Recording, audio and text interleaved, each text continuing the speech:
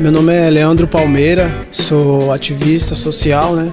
Produtor cultural da CUFA Londrina, também coordenador geral aqui da cidade de Londrina e apresentador do programa Planeta Hip Hop da Rádio UFM.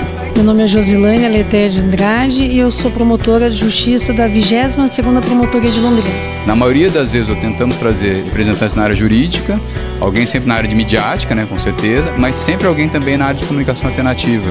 Hoje, por exemplo, veio um representante da CUFA, da Central Única das Favelas, que trabalha sim com cultura popular, com comunicação popular e comunitária. Eu acho que isso é muito importante, porque daí estreita esse contato, né, entre o pessoal na área jurídica, o pessoal aqui do jornalismo da comunicação e esse pessoal também da periferia que se une aqui para apresentar para os presentes, né, para quem veio aqui ouvir né, absorver informações sobre a palestra.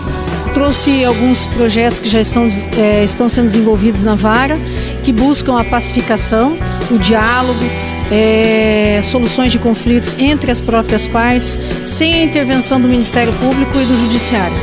A gente tem que trabalhar todo dia essa coisa da paz, né? Porque a periferia é um espaço que necessita de muita... tem muita demanda na periferia, né? E principalmente em bairros, áreas de risco, como Flores do Campo, São Jorge, Vista Bela, que são bairros que necessitam de políticas sociais, né? De amparo social e cultural também, né? Hoje aqui estamos no evento que é o 10º Fórum de Mídia de Paz. A nossa proposta 10 anos atrás foi discutirmos as contribuições das mídias para a educação para a paz. E a ideia é trabalhar como a mídia, como os jornalistas, como eles podem contribuir para a construção, para a educação, para a paz, trazendo os fatos, trazendo as denúncias, mas também levando esperança e mostrando para as pessoas os caminhos que a sociedade vem trilhando no sentido da construção da cultura de paz.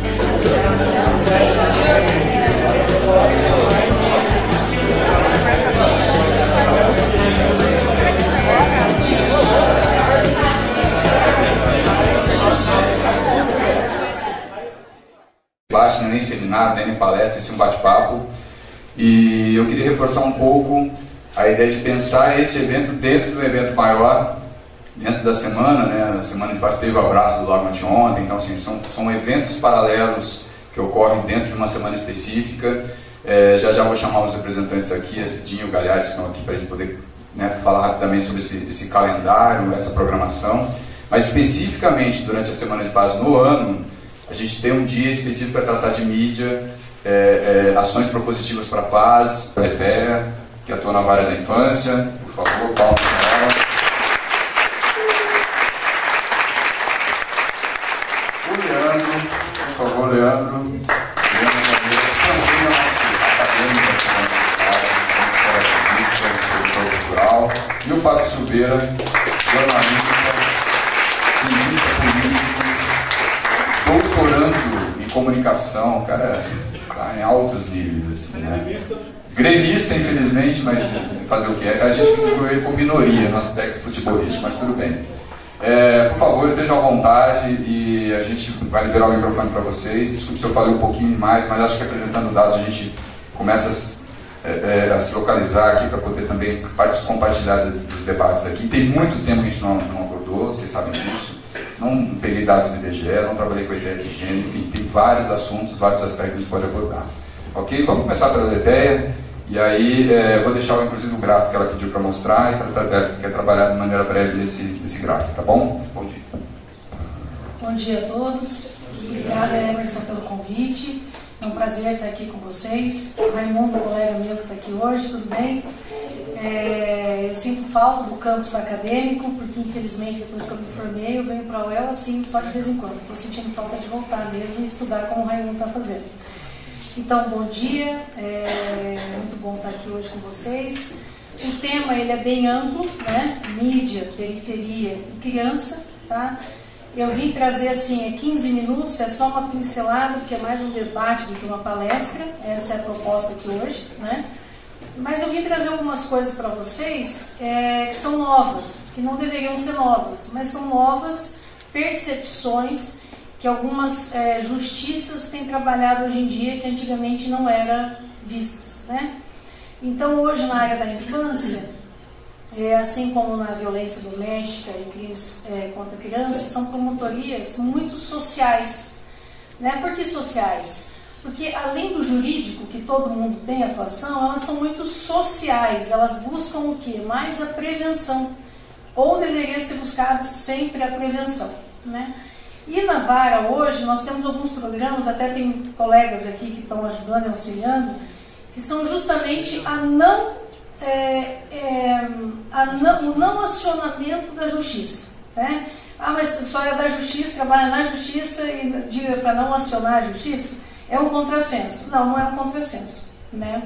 Hoje em dia nós temos o projeto, vou pincelar tudo pincelado, quem tiver dúvidas pode fazer as interferências que eu vou explicando melhor, tá? Que seria Caminhando em Família, né? É um projeto também de voluntários que buscam o quê? A constelação familiar nos conflitos familiares, né? Então, assim, às vezes tem um problema de um adolescente que usa droga, que ele está na criminalidade, na infracionalidade há tempos, e todos eles, quase 100% dos casos, têm problemas em casa, conflitos familiares, né? E conflitos familiares grandes, relevantes. Nós temos também a justiça restaurativa, que é o quê? São campos, locais que são estabelecidos quando se há conflito numa forma de diálogo diferenciada. Então são novas percepções, né? Porque na verdade o conflito chega para o judiciário, às vezes para o Ministério Público, quando as partes não tiveram as condições necessárias para estabelecer um diálogo, né? Então, por exemplo, eu briguei com o meu vizinho, eu não consigo ir lá e falar para ele, fulano, abaixa o som. Estou dando um exemplo claro aqui, né? Bem simples. Eu não consigo resolver com ele o problema, eu vou lá e demando o juiz, demando o promotor, né? Claro que questões criminais, a gente tem que sempre atuar. É um delito grave, um delito sexual contra a criança, tem como você falar para o bandido, você fez isso e vai deixar de receber a pena, né? Mas a gente tem como tentar restaurar o que? Os sentimentos das pessoas, os diálogos. Porque a vítima, ela é vítima tanto do crime quanto do sentimento que ela fica refém, né? Então ela fica refém de uma raiva, de um ódio, de ter sido violada a intimidade, de ter sido violado o corpo, de ter sido violado o patrimônio, de ter sido violado tanta coisa. Por exemplo, esses dias eu peguei um pai num ato infracional de roubo, um homem, não é nem a mulher, porque geralmente a mulher se abala muito mais. E ele dizia o seguinte, eu preferia ter morrido do que ter sobrevivido. Eu falei, nossa, mas não aconteceu nada com o senhor fisicamente. Ele falou assim, não, ele mandou eu ajoelhar e ele me deu 2 tapas no rosto na frente do meu filho. Ele falou assim, para mim acabou minha vida, eu quero morrer. Ele falou, na audiência.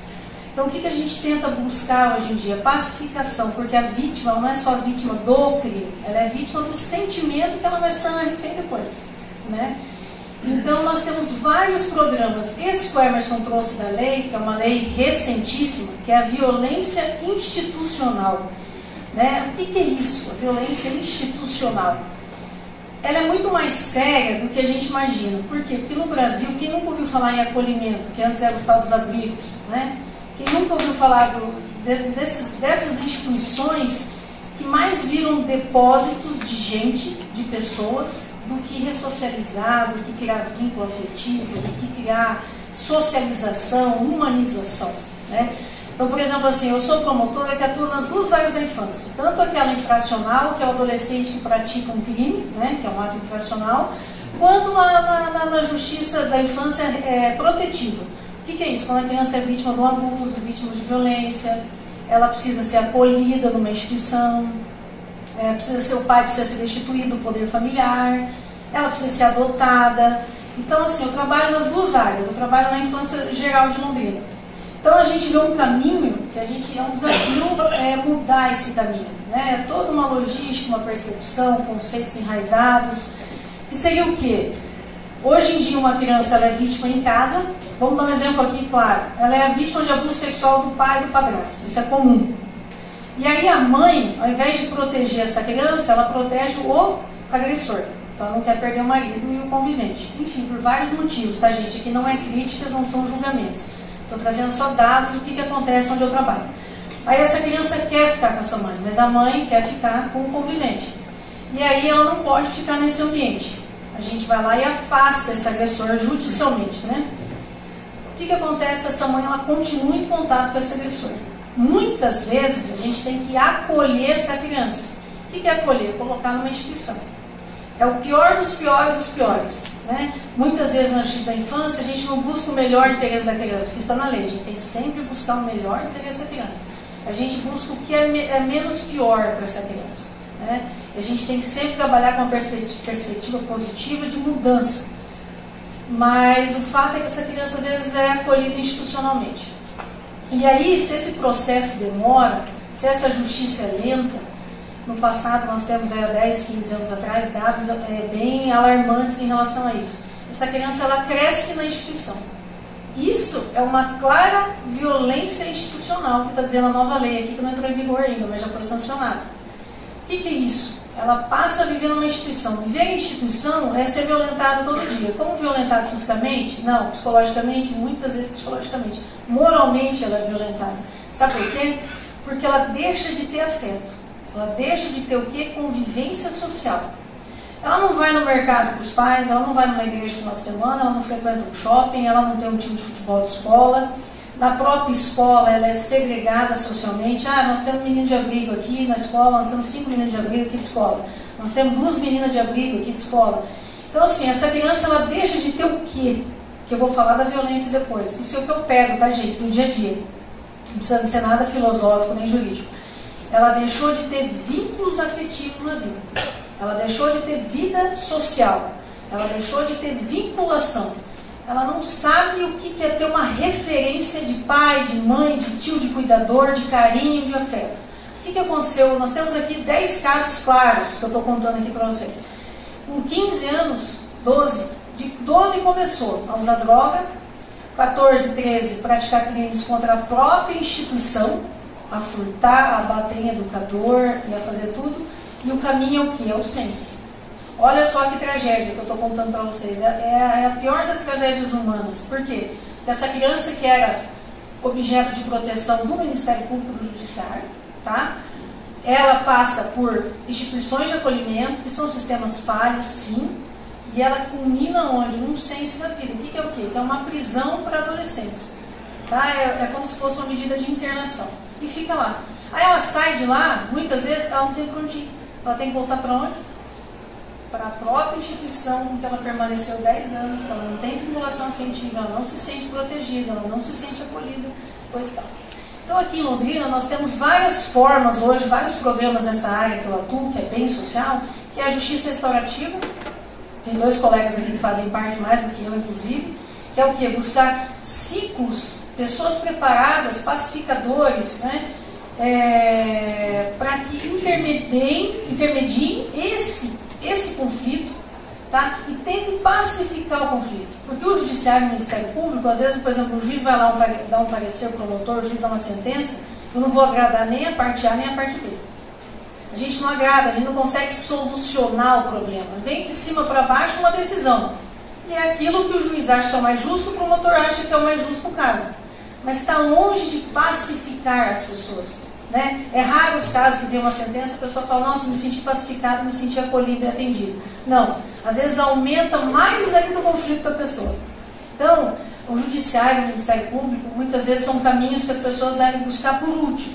Né? Quando aquele conflito, aquele diálogo não foi eficaz, aí que as pessoas recorrem ao judiciário. E muitas vezes pioram o conflito, pioram mais ainda o problema que elas tinham anteriormente. E aí eu vou falar de comunicação, rapidinho aqui, que eu acho que já deve estar acabando nos 15 minutos. Mas comunicação, eu até queria que o Emerson colocasse para mim uma imagem, como a gente precisa de comunicação e como a comunicação nos meios, que eu digo, tanto jurídicos, os órgãos, como é falho, como é um desafio para a gente se comunicar, é um desafio imenso. Tá? Eu coloquei aqui um gráfico, eu vou até ficar em pé se me permitirem. O que é isso aí? Tá? É até do centro de apoio nosso. É simplesmente são várias engrenagens, tá?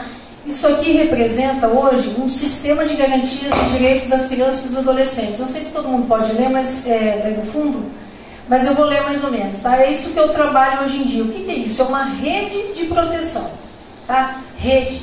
O que é rede? É um emaranhado de coisas. São várias engrenagens aqui.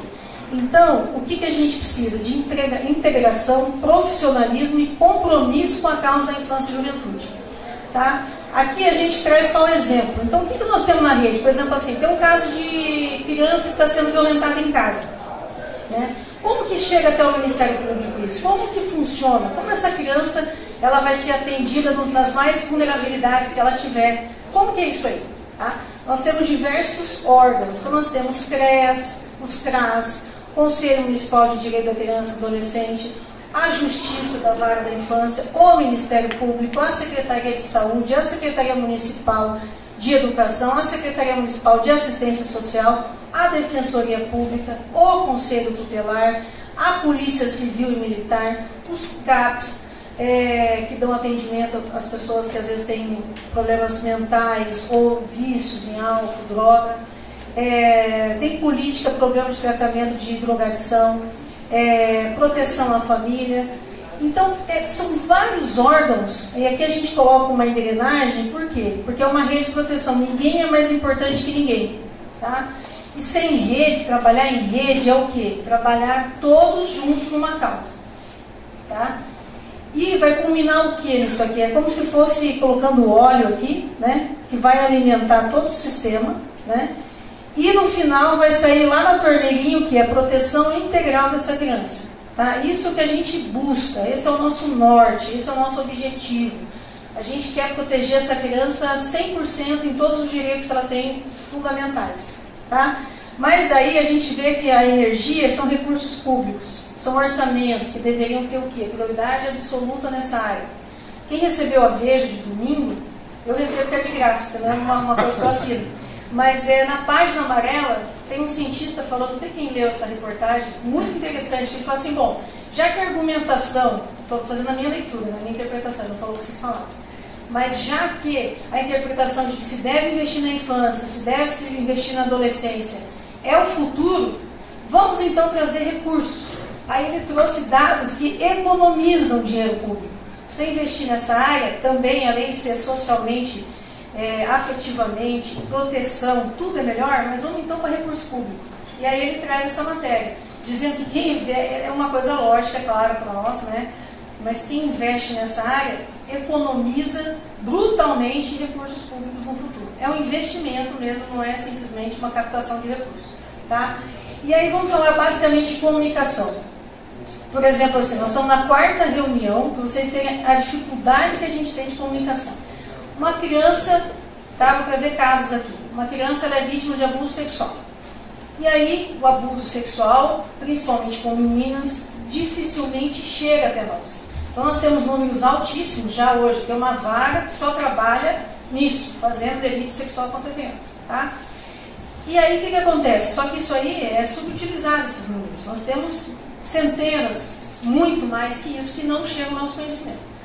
Aí essa criança é vítima de abuso. Aquela foto que vocês viram nossa, a gente foi em várias escolas em Londrina para falar o que é o promotor, o que é o juiz, nós recebemos dezenas de relatos de criança dizendo que são abusadas sexualmente na casa.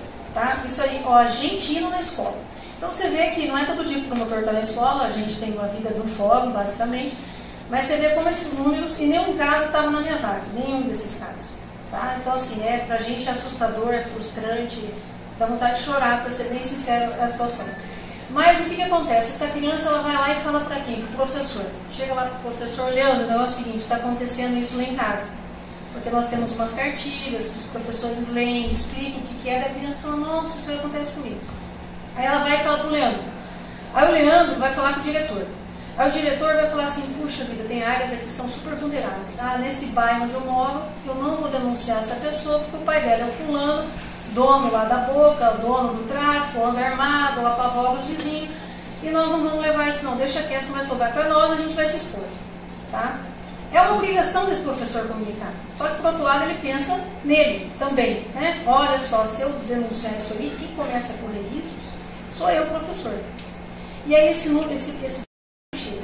Então, se vocês verem como não há comunicação entre os órgãos, nós estamos na 4ª reunião com 3 secretários municipais, que é de Educação, Saúde e Assistência Social, com a delegada do NUCRIA, com os promotores da vara da Infância e Juventude e dos promotores que atuam na delito sexual contra a criança, com as secretarias, com os núcleos avançados, com os sindicatos de professores, para saber como a gente pode fazer para que isso chegue até nós e esse professor tenha, de certa forma, uma proteção de poder denunciar isso aí.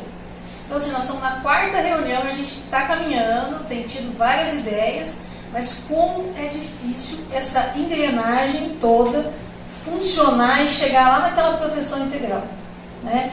Então, assim, o Emerson falou assim, aborde uma questão de comunicação. Então, assim, gente, para mim, isso é um desafio, tá? Que embora na lei esteja claro, olha, professor, você tem um dever de comunicar, na prática, isso não acontece.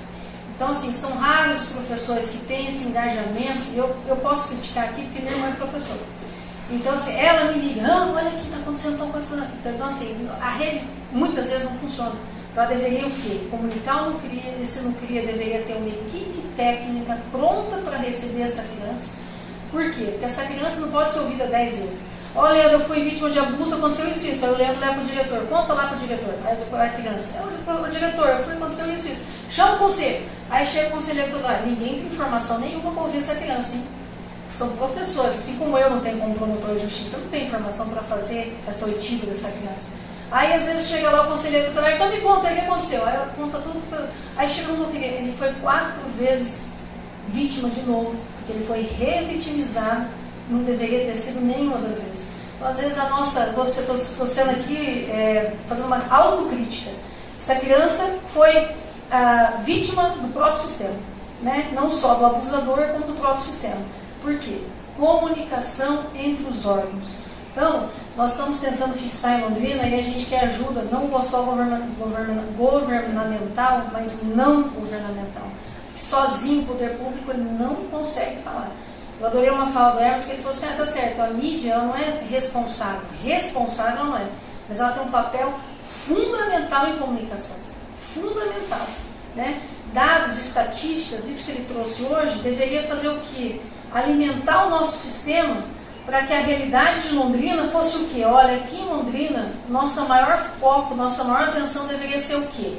Nós temos aqui estatísticas, violência física, moral, sexual, institucional, puxa, o nosso foco tem que ser nessa área. E aí sim a gente estabelecer política pública voltada para isso e fazer essa engrenagem toda funcionar, tá? Então isso é um desafio, a gente tem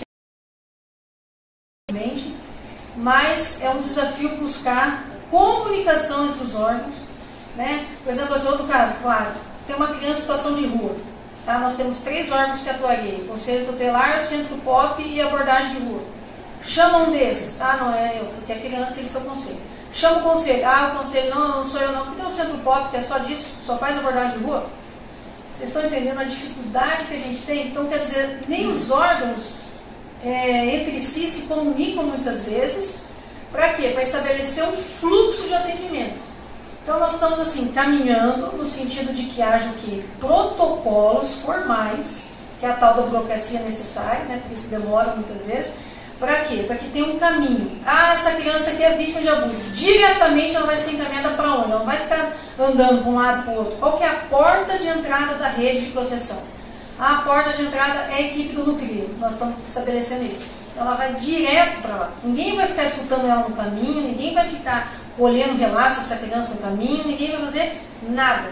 Encaminha para lá e lá ela vai ser ouvida uma única vez sobre o que aconteceu como profissional formada e preparada para isso. Certo? Precisamos fazer o quê? Quais são os nossos desafios? Nós vamos nos encontrar com os professores em reuniões grandíssimas, que são centenas e centenas de professores, para estabelecer esse fluxo, ouvir críticas, saber o que eles querem, ter esse feedback da rede. Para quê? O objetivo de fazer o quê? A rede de proteção funcionar. Tá?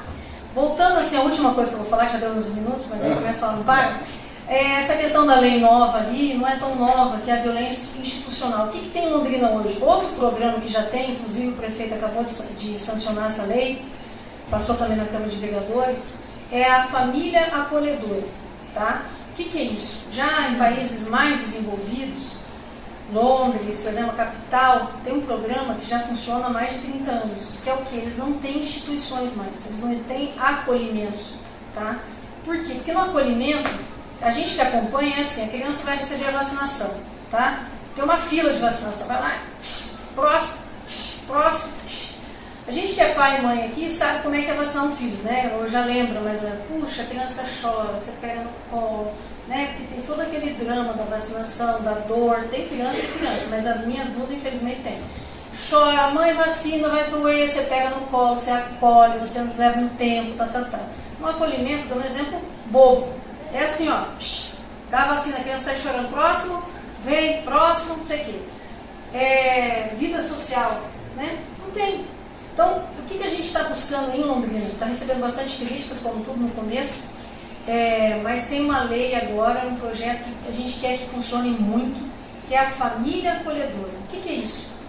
Ao invés dessa criança, esse adolescente, que por qualquer motivo ele não possa conviver no lar dele, né, que isso tem que ser exceção, porque todo mundo tem o direito de conviver com o pai e com a mãe, ou com a avó, ou com a tia, na família natural, mas excepcionalmente não tem condição nenhuma de proteger essa criança nesse lar, infelizmente. Nós vamos trabalhar esse pai, essa mãe, enfim, com a rede de proteção na tentativa de resgatar essa família para que essa criança volte ao lar. Nesse processo todo, se leva muitas vezes meses, às vezes anos. E essa criança ela fica na instituição de acolhimento, que para nós não atende o melhor interesse dela por causa disso. Não tem afeto, troca, educador. Tem uma instituição que já trocou 7 educadores em menos de 3 meses. Então eu conheço o Leandro, daqui a pouco é o Emerson, dia seguinte é você, daqui a pouco é você, depois é o Raimundo. Depois... Não tem vínculo, não tem afeto, não tem identificação, não tem um quarto próprio, não tem vida social, né? Então nós montamos esse projeto aqui em Londrina, que é a família acolhedora. Então, ao invés dessa criança ir para uma instituição de acolhimento, ela vai para uma família, tá? Tem alguns requisitos para isso, tem uma bolsa, um auxílio. Para quê? Essa família vai adotar essa criança? Não, não vai adotar essa criança. Mas o que a gente quer, que é a maior crítica que a gente recebe? Puxa vida, essa família vai desenvolver o que com essa criança? Laços afetivos. Puxa, mas depois essa criança vai sair? Gente, para nós é uma evolução essa criança ter laço afetivo e desfazer do que ela não ter laços afetivos. Eu até me arrepio. Porque assim, quantos aqui já namoraram, terminaram o namoro, se separaram, perderam gente que amava, a morte, tudo é o que? É frustração, é a vida da gente, é romper laços afetivos, infelizmente, na verdade, a dor, o sofrimento, isso. Agora, você nunca ter tido afeto é muito pior, é muito pior. Isso psicologicamente falando, a gente tem ido em congressos de pessoas que são formadas em psicólogas, mesmo, têm doutorado na área, o dano emocional é irreparável, tá? Então você pergunta para uma criança, meus pais se separaram. Não necessariamente ela vai para a criminalidade. Pergunta para uma criança que viveu no acolhimento. Eu estou dando exemplos aqui, claro, do meu atendimento. Nós temos mais de 12, 10 crianças, que eu posso citar o nome aqui para vocês, que estão no Sense hoje, que viveram mais de 6 anos em instituição de acolhimento. Então, assim, são coisas novas, paradigmas novos, percepções novas, que a gente está tentando incutir, que é difícil, é um desafio sempre, mas na busca do quê? De fazer essa engrenagem aí funcionar e no final ter essa proteção integral da criança. Tá bom? Eu acho que é isso, já deu o meu tempo, eu estou aberta aqui a perguntas, se alguém tiver alguma dúvida.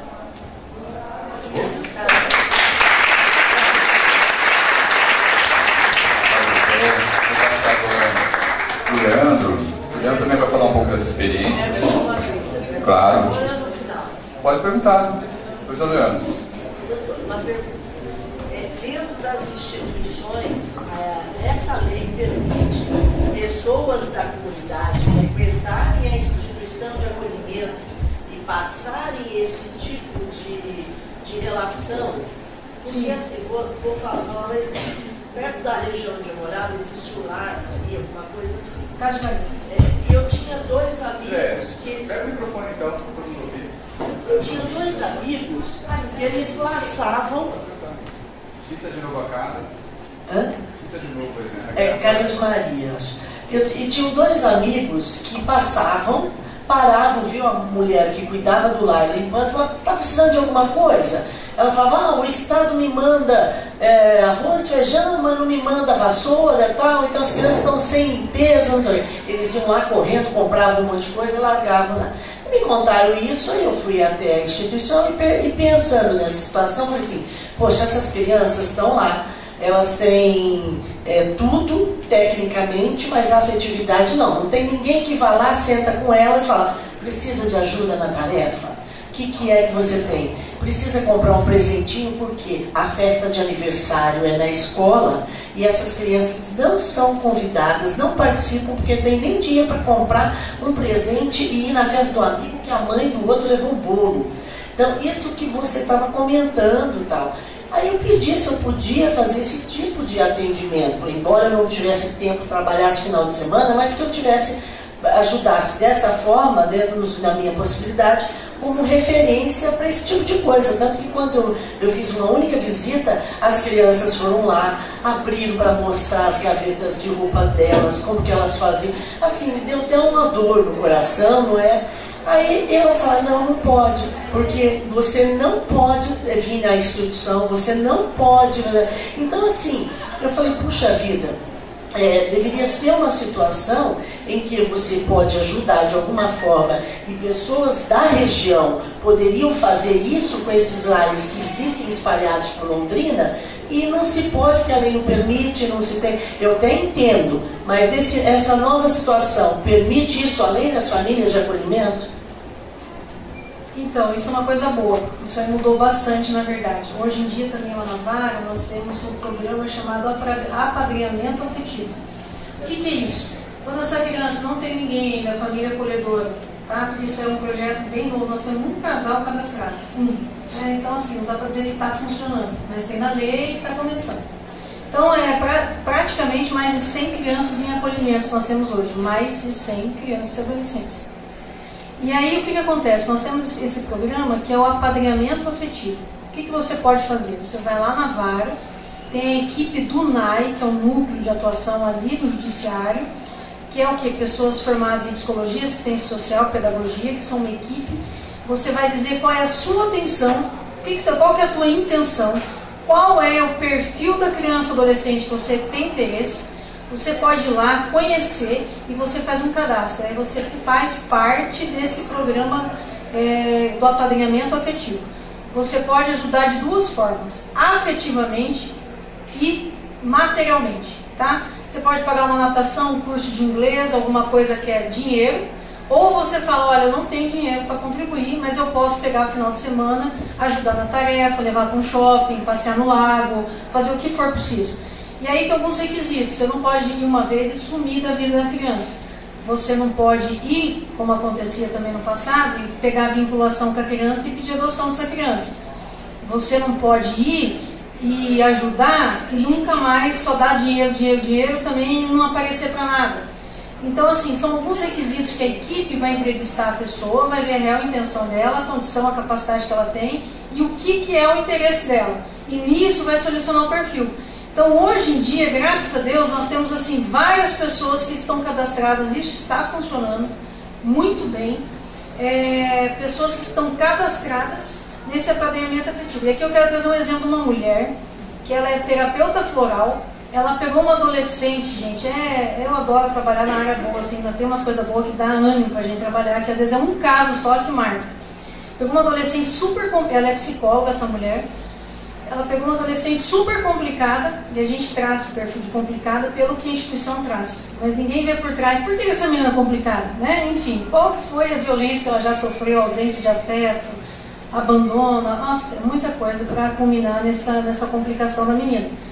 E só dessa mulher ir todos os finais de semana e pegar essa menina uma vez durante a semana, fazer a tarefa com ela, dar amor, dar carinho, ela ajudou com a terapeuta floral, que ela diminuiu a ansiedade da menina, é impressionante a mudança de comportamento em 1 ano dessa menina. Eu me arrepio com essas coisas porque, enfim, me emociona demais, porque é uma mudança de paradigma na vida daquela criança, né? Então, assim, ao invés de a gente ter uma adolescente revoltada, às vezes infratora, cometendo ato infracional, essa mulher ajudou essa menina a mudar a vida dela, né? Então, são coisas que existem. Então, se a senhora quiser, tem como ir lá na Vara, falar no NAI, é bem simples, e a equipe vai falar qual que é a tua intenção. Aí vai identificar o perfil da senhora e o que a senhora, qual que é a tua intenção. Aí eles vão achar adolescente, o perfil, o que seria correspondente. No apadrinhamento, a criança ou adolescente pode passar o final de semana na casa? Pode. E aí, o que acontece? É tudo um processo. Primeiro você vai lá, vai conhecendo, vai pegando, você vê. Nós temos um único caso aqui de apadrinhamento afetivo que vai culminar numa adoção. O porquê que vai culminar numa adoção? Porque são adolescentes que não tem ninguém que quer. Então, por exemplo, você pesquisa lá o cadastro de adoção no Brasil inteiro, não tem ninguém que quer. É muito difícil adotar adolescente, né? Mas a família criou um vínculo tão grande com esse adolescente, e esse adolescente é da idade dos filhos do casal. Então, assim, é outro caso que é maravilhoso. Vai ser adotado um adolescente, que é um caso raríssimo de acontecer, né? Mas pode passar final de semana, viagem, final de ano. O que a gente quer é isso, que esse adolescente tenha vida social, né? E só voltando aqui rapidinho, esses dias eu estava vendo uma reportagem, até em inglês, que eu estou treinando meu inglês, que é muito bom, e lá naquele TED Talk, e aí uma refugiada síria, ela deu uma palestra, meu Deus do céu, eu achei espetacular, que ela dizia o seguinte: o mundo está evoluindo em várias coisas, inclusive na parte ruim, mas há uma evolução. Da criminalidade, beleza, mas há uma evolução da mudança social, o mundo está crescendo, são novas tecnologias, a gente está evoluindo em tudo. A única coisa que eu tenho certeza que a gente não está evoluindo, que poderia estar evoluindo mais, é na humanização, né? Olhar o ser humano como se, né? Ela criticava como que é a visão da Europa hoje em relação ao refugiado. Esquece-se que aquela pessoa é um ser humano, né? Ela está vindo aqui para acabar com a cultura americana, com a cultura europeia, coisa e tal, mas esquece de olhar a humanização. Então, o que essa mulher fez com essa adolescente foi isso, humanizou essa menina, né? Então, ela tem possibilidade de ter outro futuro. Acho que você tinha uma pergunta também atrás dele, né? Sobre a adoção, por que a família que está apadrinhando não poderia pedir adoção? Tá, a gente tem casos aqui famosos em Londrina. O que acontece? Você pode adotar, em raríssimas exceções, até o apadrinhamento afetivo. Putz, eu peguei um adolescente, levei para casa para apadrinhamento afetivo, criei laços com ele. Puxa vida, eu queria adotar esse menino. Beleza, você pode? Pode. Uma exceção qual é? De se pesquisar todo o cadastro nacional de adoção e não ter ninguém cadastrado que queira. Por quê? Porque se tiver alguém cadastrado que queira, é o caminho correto. Porque os casais que não conseguem engravidar, ou que ou tenha também homoafetivos, tem vários tipos de pessoas que buscam a adoção dessas crianças. Elas vão lá, elas se capacitam, elas querem, elas entram numa fila, elas têm que fazer um curso hoje em dia, elas têm todos os requisitos, não pode ter antecedentes, enfim, são vários requisitos. E aí vai lá, eu, por outros caminhos, pego o vínculo, por exemplo, o Leandro aqui. Puxa, eu vou querer adotar, eu furo toda a fila e todo o sistema. Isso é crime, isso não pode. Mas pode quando? Quando eu pesquisar esse cadastro, falar, puxa vida, não tem ninguém interessado. Aí você pode adotar e para nós é o melhor caminho, é a adoção. Você falou alguma coisa, Raimundo, ou não? Eu queria acrescentar alguma coisa, enfim, opinar aqui, ó. A Letéia não é desse tempo, mas quando eu passei no concurso, o Estatuto da Criança e do Adolescente tinha acabado de entrar em vigor. Passei em 91, o Estatuto é de 1990. E o que a gente mais viu ao longo de todos esses anos, eu atuo na infância há alguns poucos anos, é aquela crítica inconsequente, irresponsável, desinformada de dizer que o Estatuto é uma liberação para a prática de crimes por adolescentes, por crianças, enfim, que muita gente prega, às vezes delegados fala, olha, eu prendi o menino, mas a justiça solta, né? Porque esse estatuto, porque esse ECA, enfim. O que pouca gente se presta a estudar é exatamente o que você colocou lá no final da torneirinha, que é a doutrina da proteção integral, que é o princípio básico que norteia todo o estatuto da criança e do adolescente. E essa proteção integral, ela não deve vir da promotora, do juiz, de todos esses órgãos só, e nem só de dinheiro dos poderes públicos. É claro que o poder público investe muito menos do que deveria. Há muito menos programas do que deveria existir. A coisa não é só você pegar, olha, adolescente que precisa de proteção, vamos abrir para uma proteção ao acolhimento. Adolescente que pratica infração, vamos colocar no CENSE. A coisa não é só isso, e não pode, não era para ser assim. Acaba que, depois de todos esses anos, ainda que tenha todas as evoluções das redes de proteção, ainda estamos longe de fazer qualquer coisa por aí minha opinião, minha visão, complementando talvez o que a Andréia falou, o Reinaldo, que é uma participação da sociedade. Quer dizer, há uma ignorância muito grande, uma falta de falta de Andréas, falta de Reinaldos que quer levar uma criança para casa, visitar uma criança lá onde ela está abrigada, onde ela está acolhida. Então, a participação da sociedade, assim como nós não vamos nas nossas reuniões de condomínio, depois criticamos as regras, assim como nós não vamos na discussão em diversas assembleias, depois discutimos, reclamamos o que foi feito, nós, sociedade, de modo geral, não participamos de tudo que existe em prol da infância e adolescência. Nós não participamos e não damos a nossa contribuição para a doutrina da proteção integral. Então, acho que isso aí é bom ser chamado, que talvez, dentro da ideia da comunicação, talvez o que falte seja mesmo essa comunicação, talvez uma assessoria para informar a população em diversos meios, em todos os setores, nas igrejas, nas escolas, enfim, em todos os pontos possíveis dessas possibilidades e convocar a sociedade a participar, a ver a Estatuto da Criança e do Adolescente como um todo, e não só como uma coisa de punição, de redes do Estado fazendo a parte dele. Essa é uma visão que eu gostaria de lembrar a importância desse poder integral. Bom. Gente, só complementando aqui rapidinho o que o Raimundo falou, rapidinho, juro por Deus, rapidinho. Tem um projeto do futebol do Clube Esporte Recife, que eu acho que vocês não têm conhecimento, um exemplo claro da sociedade aqui. O que aconteceu? O Clube Esporte Recife, eu falo essas coisas, eu fico arrepiado, gente, que é demais.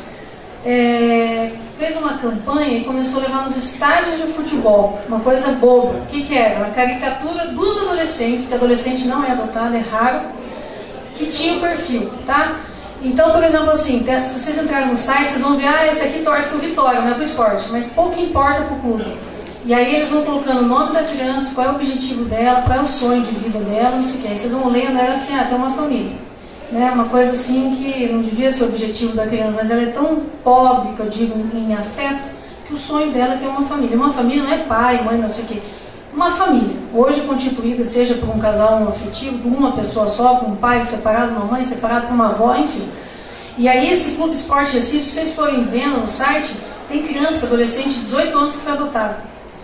Entendeu? Assim, tem vários casos, acho que são uns 10, 12 de crianças e adolescentes que eles começavam a divulgar a caricatura desse adolescente e falar, eu torço pro esporte, eu gosto de jogar bola, meu sonho é ter uma família, tenho 18 anos, adoro soltar pipa. Aí botavam no estádio. Aí as famílias iam procurar o judiciário, o Ministério Público, se cadastravam e isso culminou em dezenas de adoção. E hoje aqui também, rapidinho, antes de uma visão assim, não vamos expor a criança e adolescente dentro do abrigo. Não vamos expor. Isso aí é imagem infantil, tem toda uma dialética em relação a isso, né? Puxa, expõe, está expondo a imagem de uma criança que não tem pai e mãe para proteger. Não expõe, essa criança fica lá dentro do muro, ninguém tem conhecimento que ela existe. Aí o que aconteceu? Duas profissionais daqui da UEL, eu queria fazer isso, a juíza na época me deu um cuts. Falou, não, nem pensar, eu queria filmar essas crianças e adolescentes que não têm perfil de adoção, que geralmente é de 7 anos para cima, falar qual a expectativa, ouvir a vozinha dela, qual é o sonho, qual é não sei o que, e passar nos cursos de adoção. Né? Para quê? Para o casal que já está buscando adotar uma criança, às vezes se identifica com a voz, fala, parece tua mãe, fala, olha aquela criança, se identifica a imagem, o som, ela é muito mais sensível que você pegar um papel e ler lá, fulana tem 12 anos, não sei o quê, né? E aí na época não deu certo muito, o Ministério Público ia fornecer equipe de jornalismo para fazer de Curitiba. Aí agora, olha só como as coisas estão mudando para melhor também. Uma equipe aqui de comunicação, ciência de comunicação, ciências sociais, não sei, 2 profissionais fizeram a habilitação com esse projeto e foi autorizado.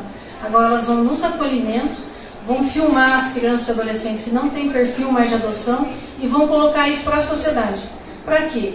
Para que alguém venha e faça um apadrinhamento afetivo, que é só esse levar no final de semana, para que vire uma família acolhedora e você leve essa criança para casa, ou para que vire uma futura adoção. Tá? Também iniciativa que não é do poder público e como ajuda a gente é fundamental nesse sentido. Valeu. Que isso. Bom dia, primeiramente, né? E eu queria agradecer aqui pelo convite, vou falar rapidão também.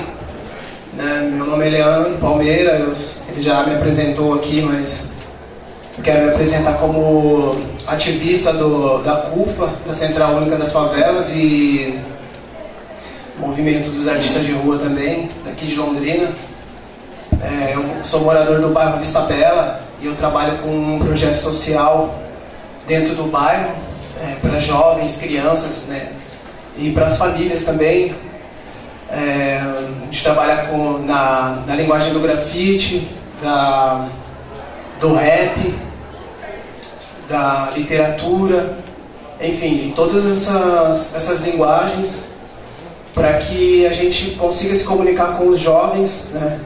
Que o Vista Bela é um bairro que eu acredito que todos aqui conhecem, não sei se todo mundo já foi lá, mas eu acho que pela mídia, que estigmatiza bastante o bairro, né? Todos os dias os caras falam do Vista Bela, nem quando não acontecem as coisas lá, eles falam do Vista Bela, né? E, enfim, não só do Vista Bela, né? Do Flores do Campo, né? Que estão nas mesmas condições no São Jorge, que também é tudo ali do lado.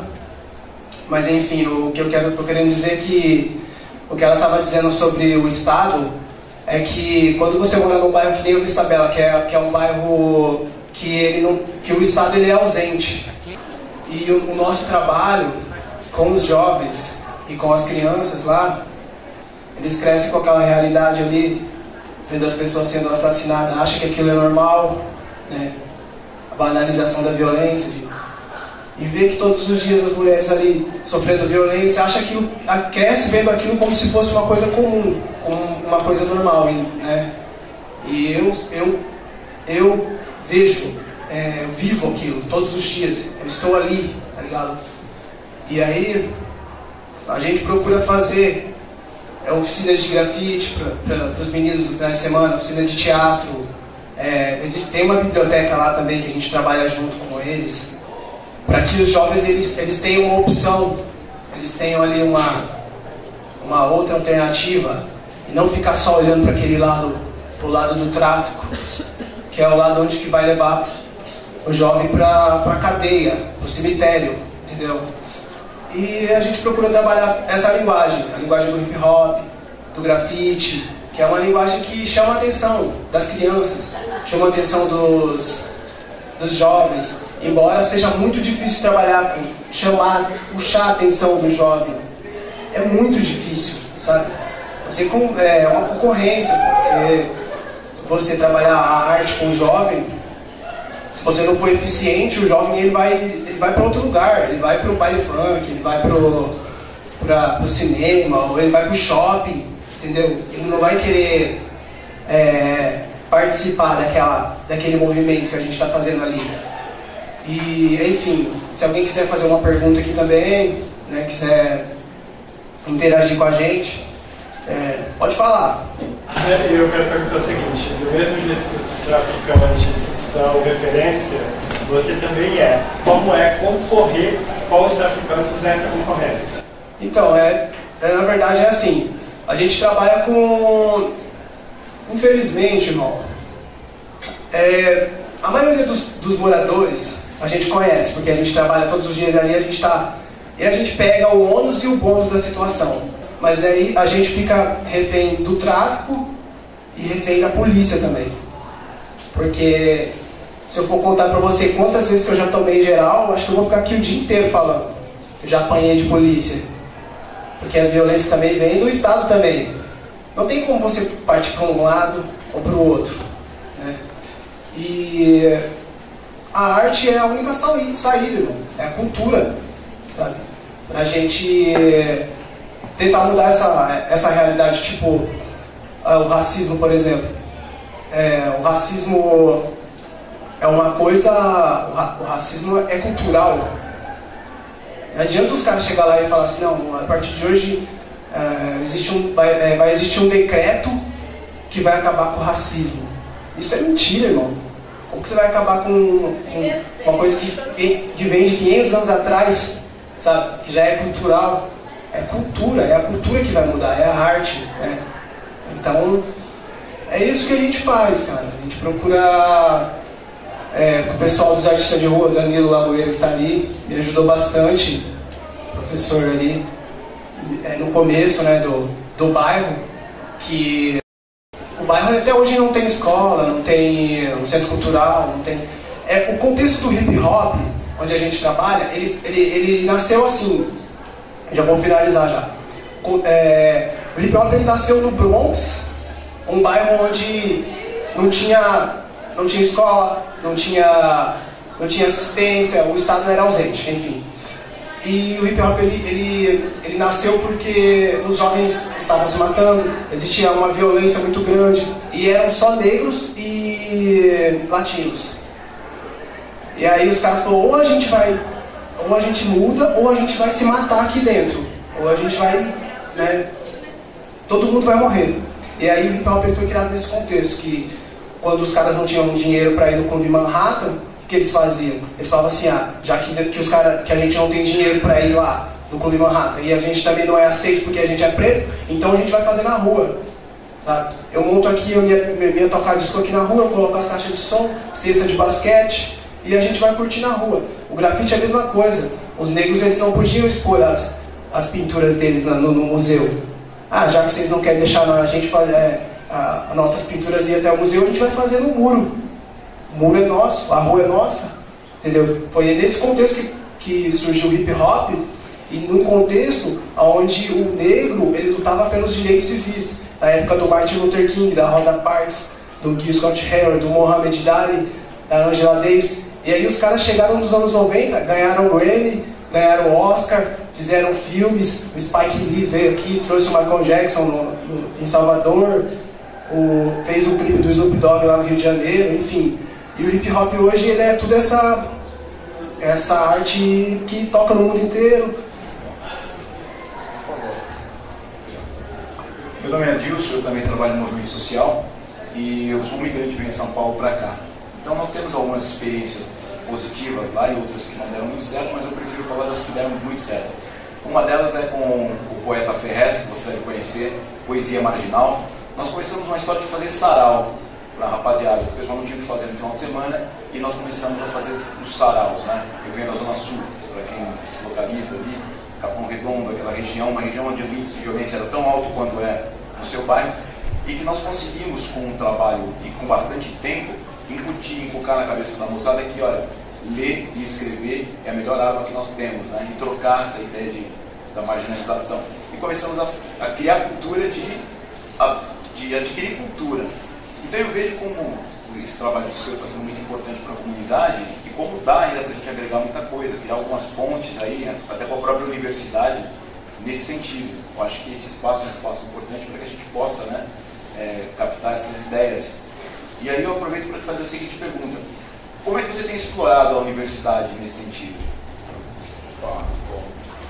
Exames nacionais. Então, legal, valeu, meu irmão. Como que é seu nome mesmo? Adilson. Mano, primeiramente, cara, é uma coisa que eu sempre falo quando eu vou nos rolês e quando eu vou participar de debates. Eu não tenho como, cara, agradecer os Racionais, cara. Eu não sei como agradecer os caras. Porque, mano, eu tava lá numa favela, num barraco de favela, onde eu morava com a minha família, né? E eu estava ali, mano, esperando a morte chegar, irmão. Com o urubu escorado no meu ombro, tá ligado? E aí eu comecei a ouvir os caras, e aí eu entendi a mensagem dos caras, e aí eu mudei a minha perspectiva, e eu estou hoje aqui dentro da universidade. Eu também faço, eu esqueci de falar, eu sou aluno de biblioteconomia aqui na universidade. Eu até estava falando para ela que não foi eu que escolhi a biblioteconomia, foi a biblioteconomia que me escolheu, né? Porque eu prestei vestibular para ciências sociais, mas não passei, e daí depois eu fiz o Enem e entrei. E está sendo muito legal assim a minha participação dentro da universidade, porque eu estou trazendo a minha história para a universidade, entendeu? E para mim isso é muito importante, sabe? Mas eu vejo que os jovens aqui da biblioteconomia, do jornalismo, a gente sabe que o pessoal do jornalismo eles vão para fora, o pessoal da artes cênicas também sempre participam com a gente lá no nosso bairro jornalismo também, o pessoal das letras. Mas o pessoal da biblioteconomia, eu achei super estranho que o pessoal, eles não dialogam para fora da universidade. Inclusive eu estava até questionando ontem para a galera, lá nos 5 conjuntos tem uma biblioteca, uma biblioteca afro-brasileira que foi fechada, que fechou porque não tem pessoas para tocar o projeto, né? que é a Helena, que era antropóloga, que faleceu, né, que era uma pessoa espetacular também, que inclusive a gente andava junto, ela também era da CUFA, né, e aí fechou, e eu fiz esse questionamento pra galera, que a gente tem que participar mais, ir pra fora, entendeu, ir pras periferias, porque, gente, tem muita gente lá fora precisando de se comunicar com pessoas que nem vocês são pessoas que são instruídas, né? Não que vai levar a cultura, porque a gente também tem a nossa cultura lá, sabe? O hip hop também tem a sua cultura própria, tradição, sabe? E, enfim, eu acho que é isso. Leandro, você recebeu apoio da comunidade externa em relação a algum projeto? Você tem algum vínculo com aquelas engrenagens que a doutora falou ali? Tem alguma aproximação com esses órgãos? Assim, poucas vezes eu participei de debates, assim, por exemplo, eu participei com o pessoal do CREAS 2 e eu vi, tipo assim, eu vi muita estatística, sabe? E eu acho que eu não curto muito, assim, sabe, ficar vendo só estatística, sabe? Números, né? O que a gente faz é trabalhar lá dentro, né? E tentar mudar essa realidade que é difícil sozinho também, né? Mas tem muita gente que ajuda a gente, sabe? Por exemplo, o Gustavo Carneiro, que fez esse cartaz aí, que tem um projeto que chama Cores do Gueto. Eu participei desse dia aqui, que foi lá no Marieta. Então o Gustavo Carneiro ele já fez vídeos de rap para os jovens, para mim também, que eu tenho um grupo que se chama Família ML, que eu comecei fazendo rap quando eu morava no São Jorge, que o São Jorge era um bairro... Então eu saí de um bairro que era mais violento de Londrina para ir para um bairro que é mais estigmatizado de Londrina. Então o São Jorge ele era um bairro que todos os dias tinha um assassinato, né? Que todos os dias a polícia ia lá, todos os dias né? E a gente fez esse grupo porque a gente queria mudar a realidade do bairro, queria mostrar o rap, mostrar que lá também tem coisa boa para se ouvir, sabe? Tem pessoas lá, são seres humanos, entendeu?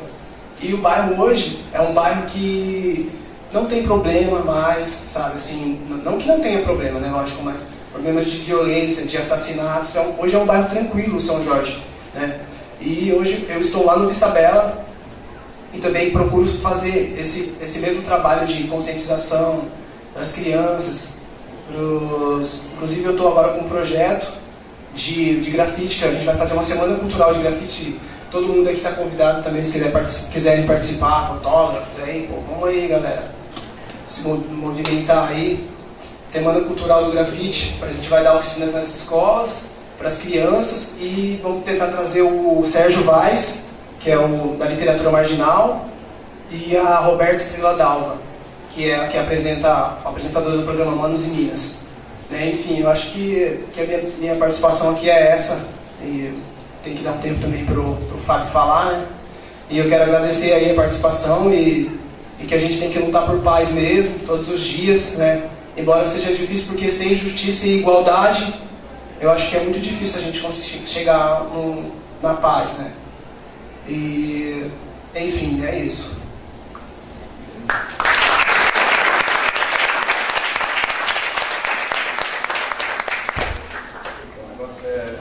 Você tem a data da semana já, do grafite? Então, a gente está para março. Ah, tá, pro ano que vem daí. Sim. Eu só vou, o Fábio Segura quer apresentar o material, eu vou deixar 2 minutinhos aqui pro Galhardi, pra Cidinha, até pra gente dar o recado também da semana e da programação. Pode ser, Silveira, rapidinho?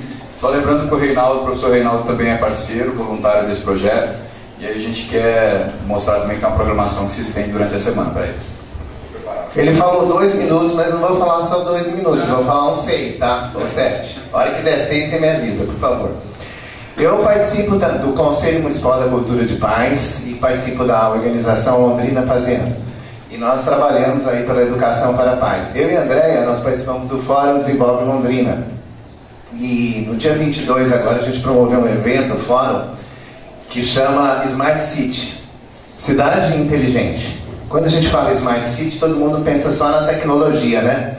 Celular, computador, georreferencial, tudo isso. E tudo isso existe. Nós estamos estudando o fórum esse ano inteirinho, que cada ano a gente produz um estudo.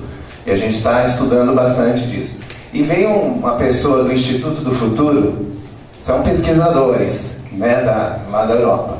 Não é o Instituto do Futuro que joga as cartas de tarô, tá? 60% deles, dos pesquisadores, acreditam que a gente sabe como é que a humanidade vai caminhar. 40% são céticos, diz que a gente está indo e não se sabe para onde vai, como se fosse um trem, né? Não se sabe. Pesquisadores, cientistas. Mas os 60% acreditam que dá para a gente saber sim. E que se resolve o futuro agora, no presente. Só tem um jeito de resolver no futuro agora. E na história da Smart City, da cidade inteligente, né? A tecnologia, nós estamos fazendo uma onda agora. Eu não sei se vocês sabem, um médico tem um acerto para eles darem diagnóstico e propor um tratamento de 60%, um médico bom. Com os computadores, com os processadores, né, eles conseguem hoje 85%. Nos Estados Unidos, o computador que trabalha com a questão dos direitos, viu, juíza? Eles conseguem 95%. Pronto, olha. Tá bom. É a mesma coisa, se for muito direito, né? É isso. Eles conseguem 95% de efetividade. Então, o que esse palestrante que veio falou? Ele falou assim, olha, daqui 20 anos, não vai ter mais profissões, não vai ter empregos, a gente vai ter tempo para fazer as coisas. Não é isso que é a história da tecnologia? Hoje não é bem assim, não. Depois que inventaram o WhatsApp, eu trabalho muito mais. Tem meia-noite, o pessoal está trocando, né, Cidinha? Tem um pessoal aí meio trocando informações e tal, e aí a gente é consumido, né, e faz um monte de coisa e tal. Então, assim, mas a ideia é que no futuro a gente não tem... mas não vai ter emprego. Existe uma tendência, assim, que o governo, o Estado, né, eles vão pagar para as pessoas. Vai ser mais barato, né, pagar. Tá? Ele falou isso, eu não vou falar todas as coisas que ele falou, porque ele falou lá um tempão, né? Mas é uma coisa para a gente pensar. Mas que ficou claro nessa história da Smart City, já era claro para nós, mas ficou reforçado, vamos dizer assim, que a grande questão em relação à violência, né, os conflitos, primeiro, os conflitos são inerentes aos seres humanos. Se você é humano, você tem conflito. Se estiver junto com alguém, tem conflito. Marido, mulher, pai, filho, tudo tem conflito. Como resolvemos os conflitos é que geram ou não a violência, que é uma condição humana. Violência é fruto das relações humanas.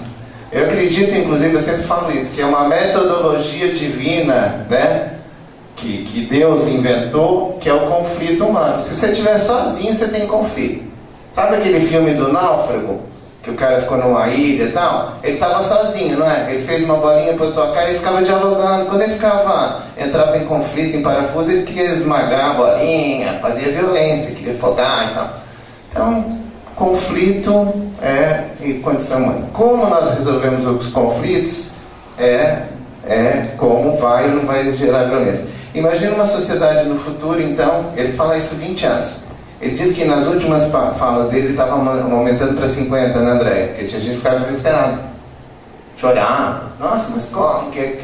Aí ele falou, não, fala 50, porque daí a pessoa pensa, já vou morrer, não vou estar mais aqui. Né, para ela ficar mais tranquila. Mas é a tendência de 20 anos. Então, se a gente vai mudar a sociedade em 20 anos, né, já estamos mudando. Enfim, nós precisamos nos debruçar, você falou, já, humanização, não é isso? Por que um judiciário tão caro, né? Um judiciário tão caro, a gente investe bastante, né, na área judicial. Para quê? Para resolver conflitos. Ela falou aqui. Por que você não fala com o vizinho para ele baixar o som? Não vou falar com o vizinho. Então, educar para a paz, cidade inteligente é uma cidade educadora para a paz, para a cultura de paz. E falar de paz e lutar pela paz, né, quando fala de justiça restaurativa, sim, paz e justiça. Mas qual é a grande ferramenta da educação para a cultura de paz? O diálogo. Entre os órgãos, entre as pessoas, é a gente poder conversar. Então, não é feio, né, falar de paz, não é feio de lutar pela cultura de paz, nada disso, nós estamos à vontade. Essa história dos guetos, dos muros, da jovem que não tem afetividade, ou ele que está entre a polícia e o tráfico, nós também, Cidinha, né? A gente está sempre passando por isso, que eu tiro foto lá com o pessoal da cidade, seus amigos, aí eu tiro foto lá na periferia, você tá fazendo abraço da paz aqui com esse, com aquele. Ele fala, mas qual que é o dele? Ele é do golpista ou não? De qual lado que você tá? É muito muro, né, gente? De que lado que eu tô? Eu não tô de nenhum lado, eu tô vivendo a minha vida, tentando compreender o mundo e tentando ter paz e harmonia, né? E a paz e a harmonia pode vir sim agora. Nós podemos começar. Quando você falou de uma mídia que divulga a menina, nós já estamos fazendo isso. Vamos quebrar todos esses muros, né? Tudo isso, porque a hora que não tiver profissão, que a gente tiver mais tempo, eu estou usando essa fala do cientista, né? Quando não tiver mais profissão, o que nós vamos fazer? Vamos ficar o dia inteiro brigando, o dia inteiro na violência? Eu estou falando isso para que a gente tenha nesse momento também essa reflexão. Quanto à Semana da Paz, a 17ª, nós temos mais de 20 eventos. Eu convido vocês a olharem lá todos os eventos. Na quinta-feira, de manhã e de tarde, nós temos a Justiça Restaurativa. Na OAB tem 300 lugares. Quem estiver interessado em conhecer mais da Justiça Restaurativa, pode participar lá com a gente. Obrigado. Agradeço, aliás, esse time aqui representando, né, o próprio projeto, que é amplo. Lembrando que a Andréa Conclé também é voluntária do projeto. Aqui está o Mobiliza Londrina, representado pela Esther também. Então, assim, a gente tem vários segmentos, vários voluntariados atuando coletivamente na cidade, tentando se conversar, se conhecer e trabalhar juntos. Fábio Silveira, por favor. Falar de receio. Bom dia, gostaria de agradecer pelo convite do Emerson para participar dessa mesa, agradecer aqui a promotora e o Palmeira que me antecederam. E a contribuição que eu trouxe para esse debate aqui é a contribuição de um projeto de pesquisa, extensão e pesquisa, né, que aqui da UEL. Ele é um projeto multidisciplinar, coordenado pelo Serviço Social, professora Vera Suguinho, mas ele tem várias áreas de conhecimento, várias disciplinas envolvidas. Psicologia, arquitetura, direito, educação física e comunicação. E o que nós vamos apresentar aqui, ele é uma pesquisa dentro desse projeto, desenvolvida dentro da área da comunicação, que é a colaboração que nós teríamos a dar para a compreensão, enfim, dessa questão, que é a questão da violência da juventude, né? Então esse é um projeto que ele tem o apoio do CNPq, enfim. A professora Vera, né, assim, tem uma experiência muito grande nessa área, né? Ela atua nessa área e, enfim. Vamos lá. Da onde parte esse projeto? Em alguns anos, ele tem um mapeamento de alguns anos, se não me engano, 2008, 9, 10 e 13, que é o ponto aqui onde nós estamos fazendo a comparação. Ele conseguiu fazer um mapeamento de todos os boletins envolvendo atos infracionais. Então tem um mapeamento completo, todos os que aconteceram naquele ano. Aí tu vai mapeando por região da cidade que aconteceu, tu vai mapeando que tipo de infração que é cometida, alguns dados que não são questionados na Polícia Civil quando é registrado esse ato infracional, e que esse silêncio eloquente, por exemplo, é uma coisa que eles não questionam, qual é a escolaridade da criança envolvida, enfim. E a partir daí, nós fizemos um cruzamento, e essa é a parte da comunicação nessa pesquisa. Nós fizemos um cruzamento analisando como a imprensa cobriu, nesse ano de 2013, esses atos infracionais. Então, nós temos uma realidade demonstrada a partir dos boletins, né, que foram pegos e mapeados e computados lá no CIAD, né? E aí nós fizemos a comparação com como a imprensa cobriu. Bom, qual o recorte de imprensa que nós fizemos? Nós pegamos, primeiro, o jornal impresso, né, em primeiro lugar, é a área que eu pesquiso dentro do jornalismo, é o jornal impresso. Em segundo lugar, o jornal impresso tem uma facilidade maior para fazer esse tipo de pesquisa do que, por exemplo, o rádio e a televisão, né?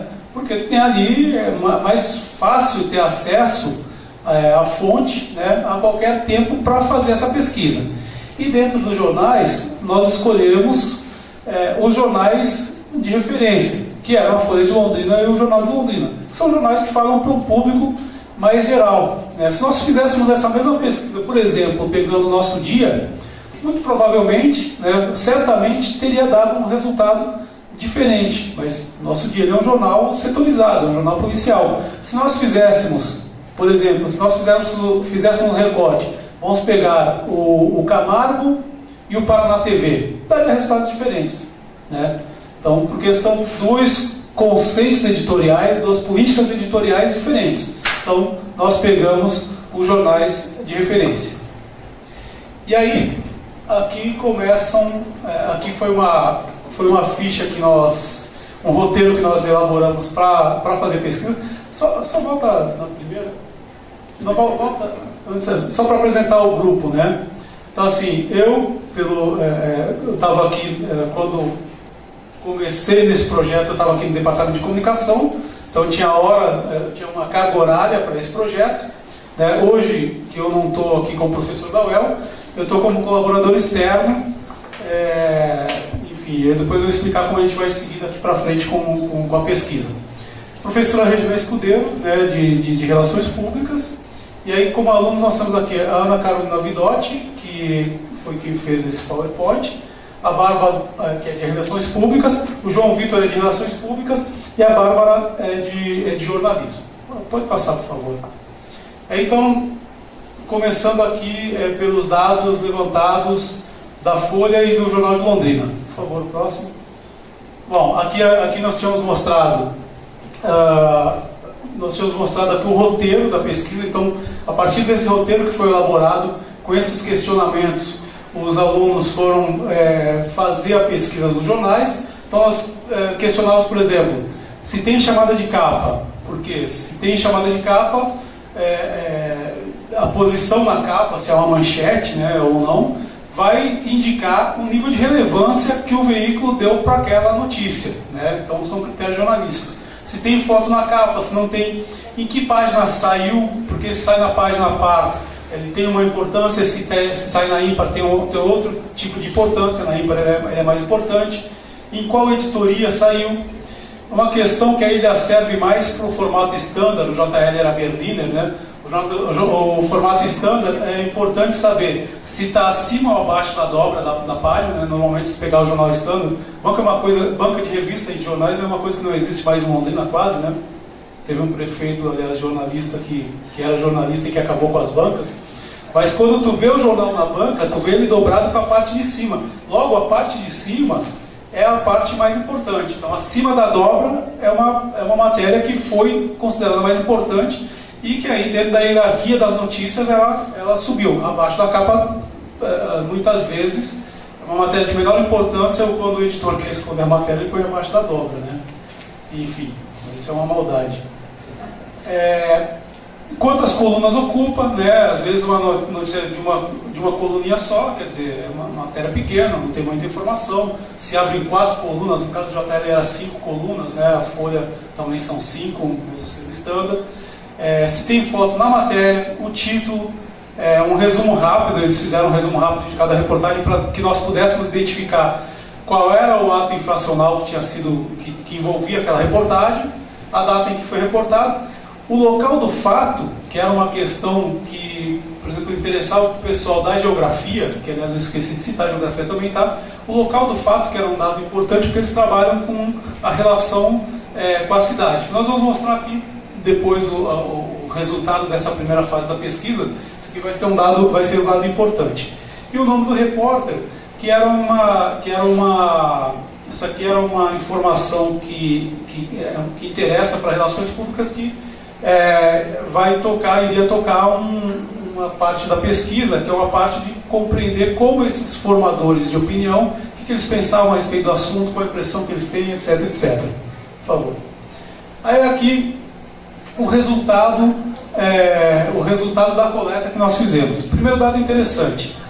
A gente pesquisou um ano de Folha, um ano de JL, 365 dias. Na Folha de Londrina, aliás, os números são bem parecidos, na Folha de Londrina, 44 reportagens em um ano inteiro tratando de atos infracionais. Então, significa aí que não é um assunto, pelo menos quantitativamente, muito tratado pelos jornais. O JL tinha dado 42 reportagens. E dentro dessas, aí vocês vão compreender porque quando eu cruzar com outra tabela, vocês vão compreender o que eu estou dizendo. Dentro dessas, nós fomos lá procurar atos infracionais para cruzar com os boletins que tenham sido praticados por adolescentes, mas também encontramos adolescentes como vítimas. E o que mais se noticiou foi o adolescente como vítima de homicídio, 19% das reportagens, né? E aí tem uma questão também em torno disso, porque normalmente, nesse ano de 2013, ali por volta de outubro, novembro, teve uma série de adolescentes assassinados. E aí, muitos casos, na famosa, que também é uma discussão que a gente vai fazer, muitos casos no famoso confronto com a polícia, entre aspas, né? Que aí, normalmente, na forma de se apurar esse tipo de informação, se colocava a versão da polícia. Então, pegava a versão da polícia, o confronto, que a gente sabe que no Brasil, o confronto, se for pegar os laudos de ML, vai ver que são muitos casos, né, grande parte dos casos são execução. Né? Esse é o nome certo.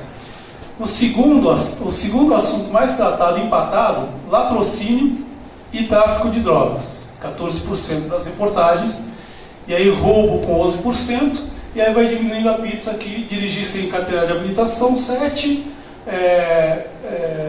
homicídio como autor de homicídio, 5%. Importante também que em alguns casos aqui, quando a gente vai analisar a reportagem, tem mais de um ato infracional reportado ali. Então vai ter mais atos infracionais do que reportagens. Próximo, por favor. No Jornal de Londrina a gente vê que não muda muito a pizza, né? Homicídios 22%, latrocínio 22%, muda o percentual, mas são as mesmas situações reportadas, né? Daí nós temos tráfico 15%, roubo 11%. E aqui são outras que aparecem em menor quantidade, né? Incêndio, provocou, atirou fogo, etc. Porte de drogas, ingestão de álcool, arremesso de celular. Aqui é um caso que o guri jogava o celular para dentro da penitenciária, lá para os caras pescarem e tal, foi apreendido o adolescente. Enfim, são exploração sexual como vítima, também aparece bem pouco, né? Invasão de prisão, enfim. O próximo, por favor. E aí aqui a gente vai compreender, a gente começa a fazer o cruzamento. Aqui, esse gráfico aqui é o dos atos infracionais conforme os boletins que foram tabulados. Então a gente vai ver o seguinte, prevista pela lei de drogas, que é o tráfico e o porte, é o que mais aparece, é 1/3. Ali ele é o terceiro, ali no que os jornais cobram, ele é a terceira. Ele é a terceira. Contra o patrimônio, 28%. Né?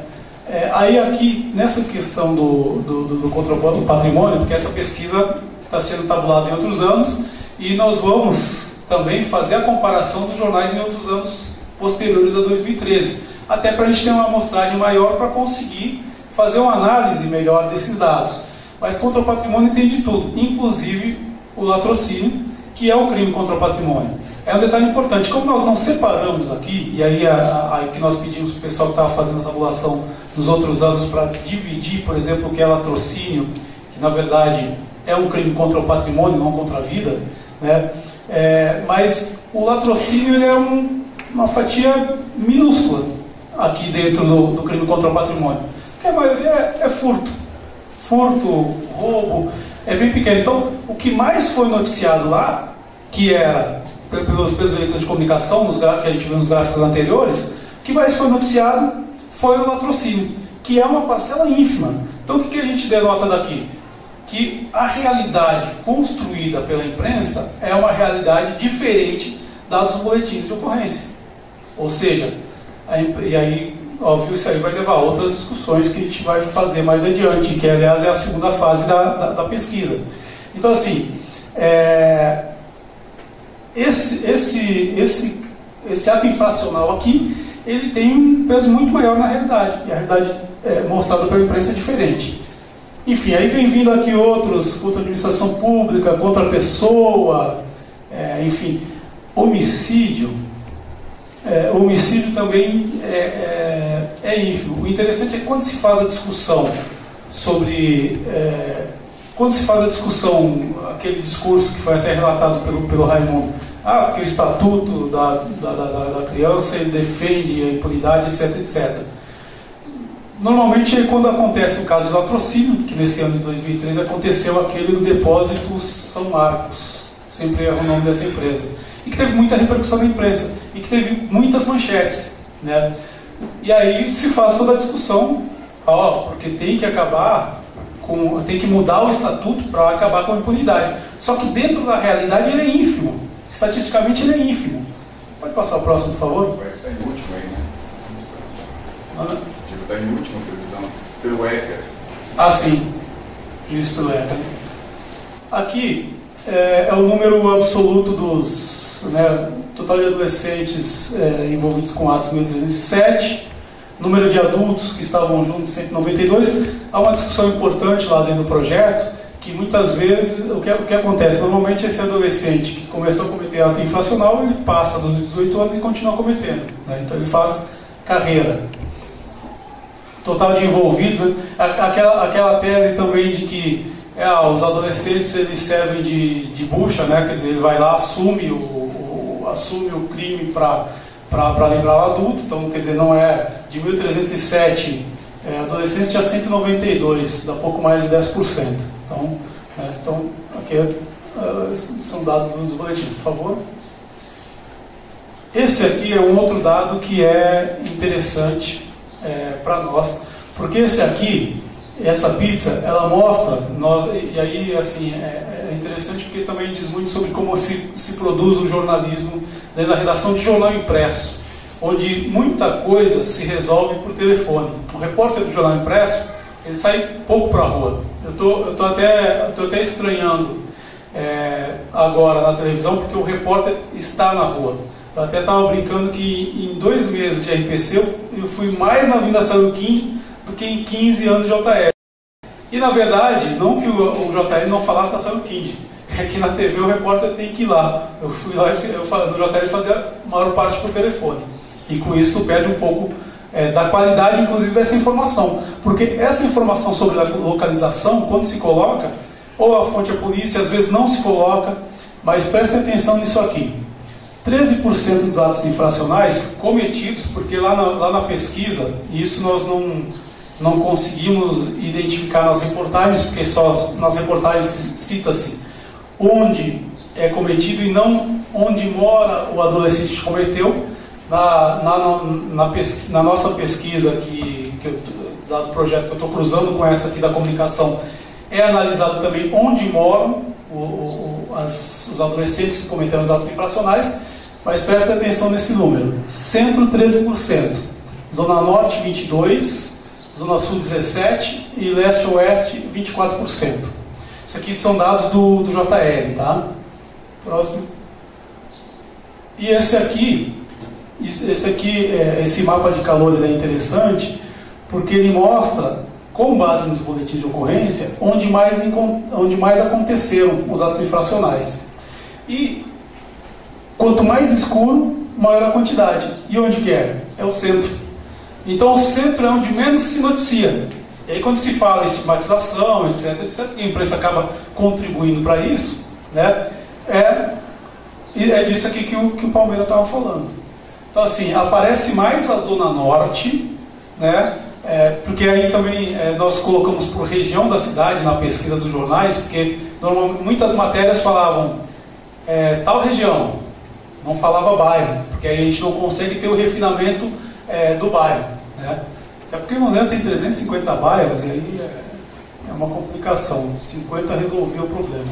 Mas aqui, pelo mapa de calor, é o centro. Então, mais uma vez, a gente mostra que a realidade construída nas reportagens, ela acaba diferindo dessa realidade aqui. Próximo, por favor.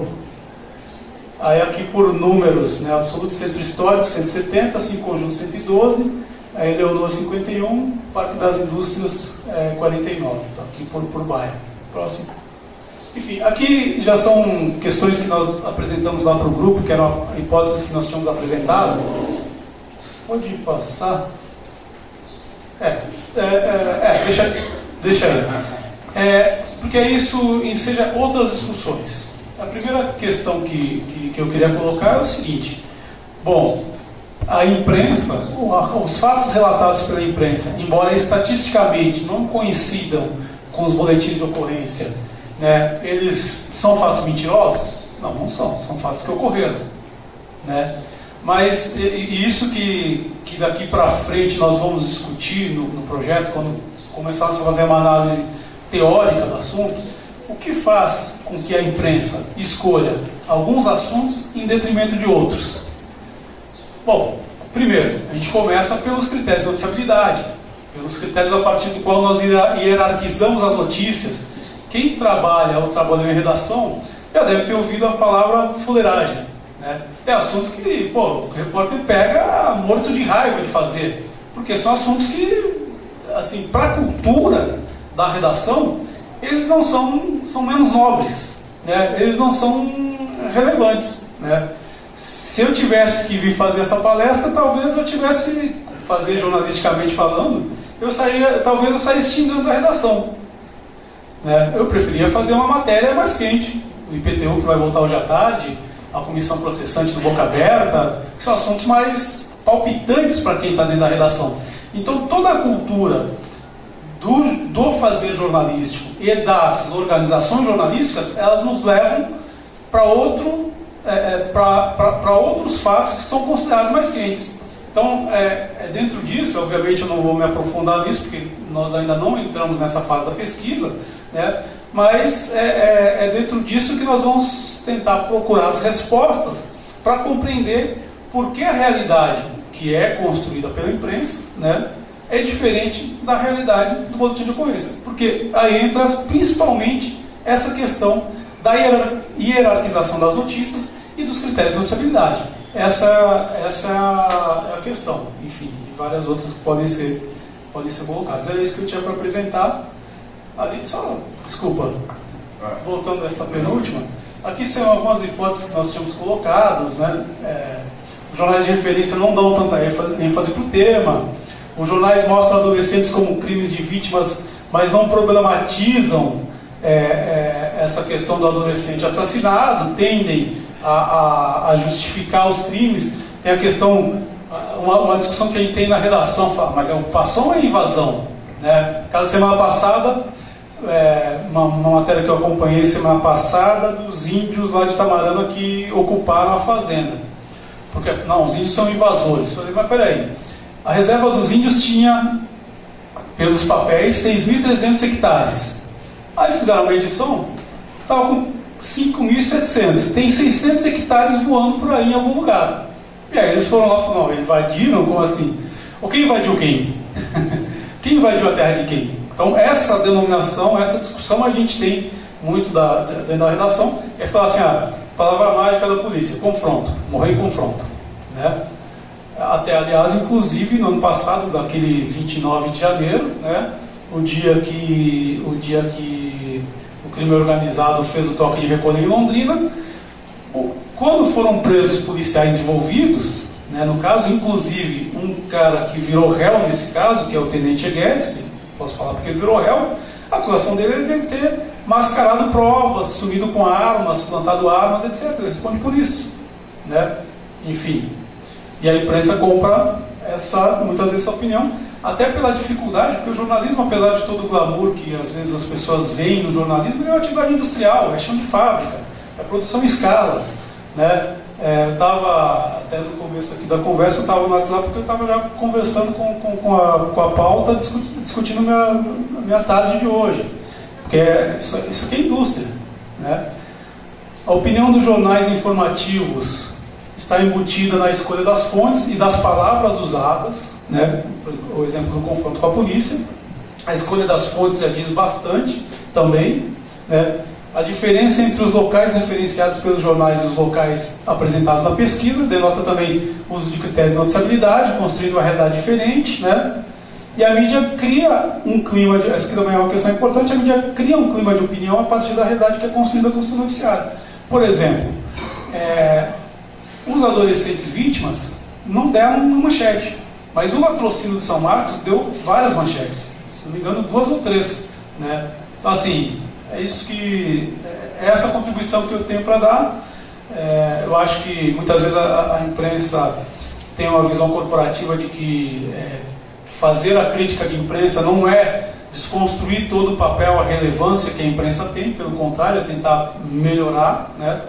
Por outro lado, eu penso que a imprensa pode dar contribuição para melhorar a sociedade exatamente tocando na ferida, né? Mostrando as coisas que são negativas para que a sociedade possa problematizar essas questões e melhorar. Enfim, eu acho que esse é o papel. Então, as críticas que eu faço aqui não significa agora eu vou jogar tudo fora e, enfim, acho que o jornalismo não serve para nada. Acho que ele serve, mas a gente precisa problematizar. É isso.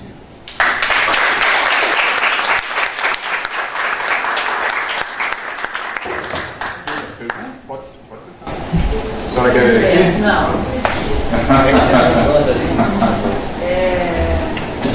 Eu acho que eu faço parte do projeto de pesquisa usado, sou professora aposentada há 13 anos, mas continuo trabalhando na universidade, especialmente na temática de violência contra crianças e adolescentes.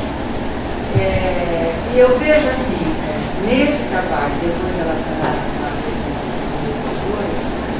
um fato fundamental que não é que nós, da sociedade geral, independente de sermos da academia ou das escolas de academia, não é que a gente pode e deve lidar com a imprensa, porque na verdade é um veículo de comunicação que a gente não pode desprezar, você depende dele, certo? A gente pode fazer críticas a diferentes matérias ou a diferentes revistas de circulação, mas o fato é que, em que pese as mídias sociais, a gente ainda depende e usa muito. Eu acho que esse trabalho que o Fábio fez, o levantamento que a gente fez, né, com os processos, né, da delegacia do adolescente educador, mostra isso que vocês falaram, que o professor aqui também relatou, que em que pese tantos anos do estatuto, há um desconhecimento terrível acerca deles,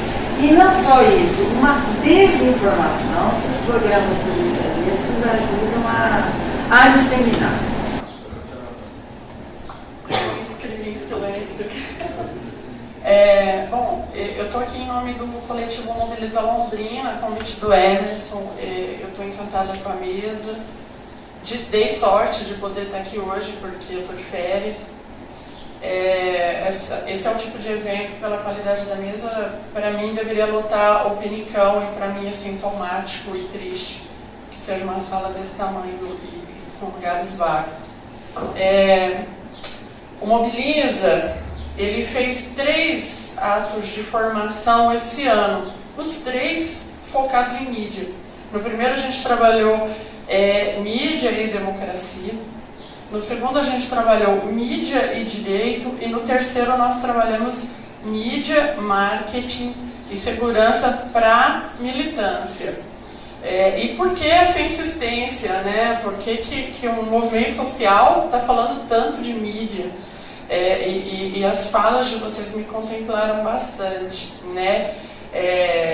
Por exemplo, muito bem colocado, mencionado tanto pelo Leandro quanto pelo Fábio, a questão das ocupações. Existem tratativas semânticas muito graves que acontecem na imprensa e na mídia, que ela não é a mídia formal, mas é uma mídia forte. Então, até, se você me permite uma colocação, né, eu acho muito louvável esse trânsito de poder estar cá e lá em diferentes segmentos sociais. Isso é muito importante, né? Esse trânsito é louvável. No entanto, existem lados que são realmente levianos, né? Existem campanhas midiáticas, e eu vou tomar liberdade aqui porque o Coletivo Mobiliza Londrina, ele é um coletivo de esquerda, então eu me sinto à vontade para tomar meu posicionamento. Hoje, a maior mídia alternativa do Brasil é o MBL. O MBL, por exemplo, levanta bandeiras como a da Escola Sem Partido, que vai, por exemplo, promotora, impedir que você distribua a sua cartilha de esclarecimento sobre abuso sexual na escola. Porque segundo a PL 26 aqui em Londrina e o projeto promotor Najib no Brasil todo, não se pode falar sobre sexualidade, gênero, abuso, diversidade religiosa, diversidade política e cidadania dentro da escola, porque isso seria prerrogativa dos pais. E como é que a gente faz quando o pai é o abusador? Que a maioria dos casos são pessoas próximas à família, que estão no seio da família. Então, nós temos desafios muito grandes do ponto de vista semântico, e aí surge a necessidade dos meios sociais não só estarem no seio das suas causas de luta, mas também se comunicando e usando as redes sociais para se falar, né?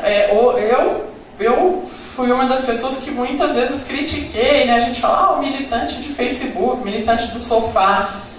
Ainda existe aquele cara acomodado, né? Mas hoje a militância nas redes sociais, seja por que causa for, gente, ela é fundamental. Porque tem 600 famílias desamparadas na ocupação dos Flores porque não houve andamento da construção.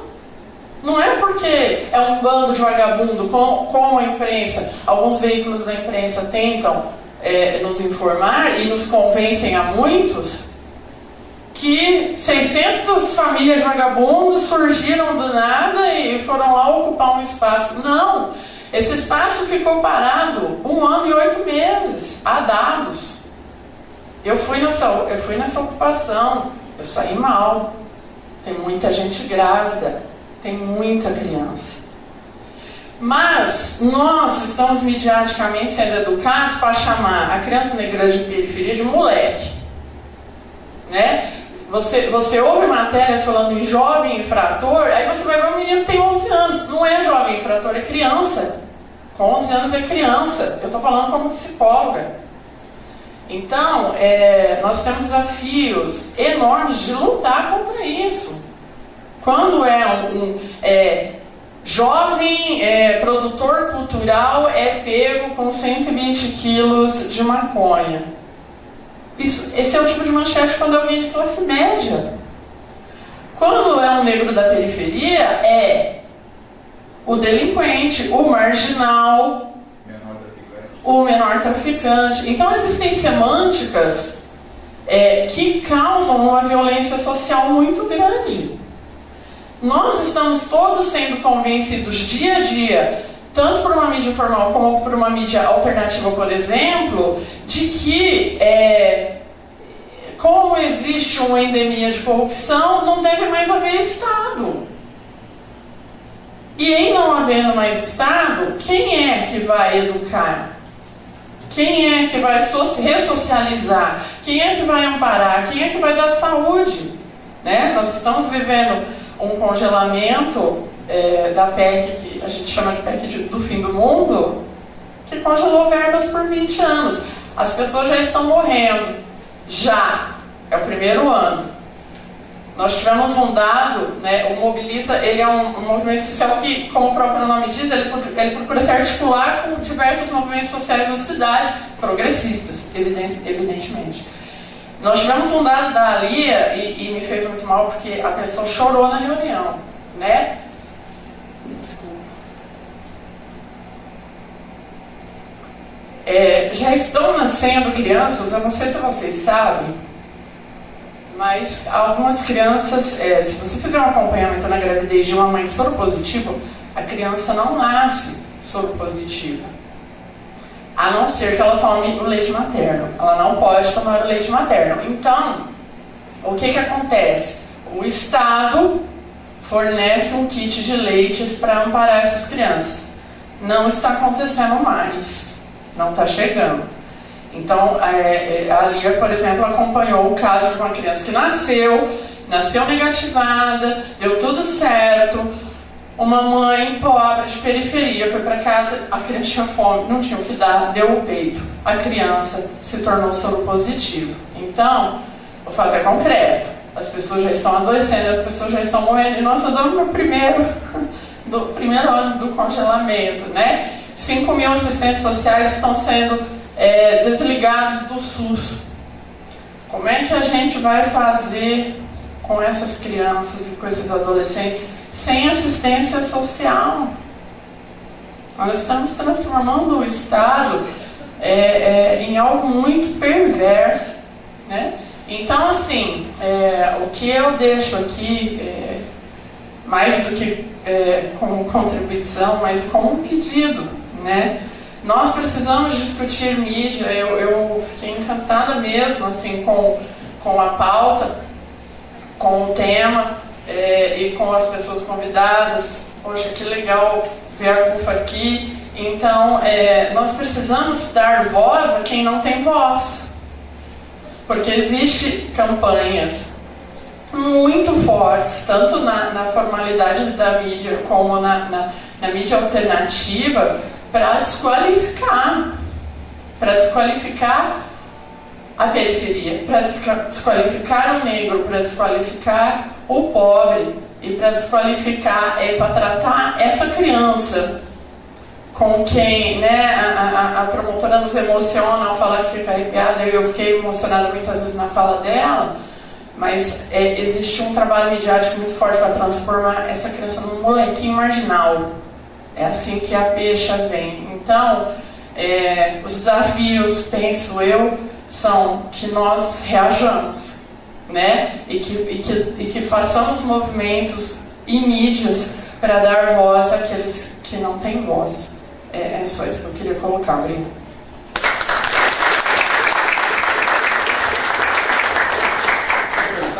Já deu o papo.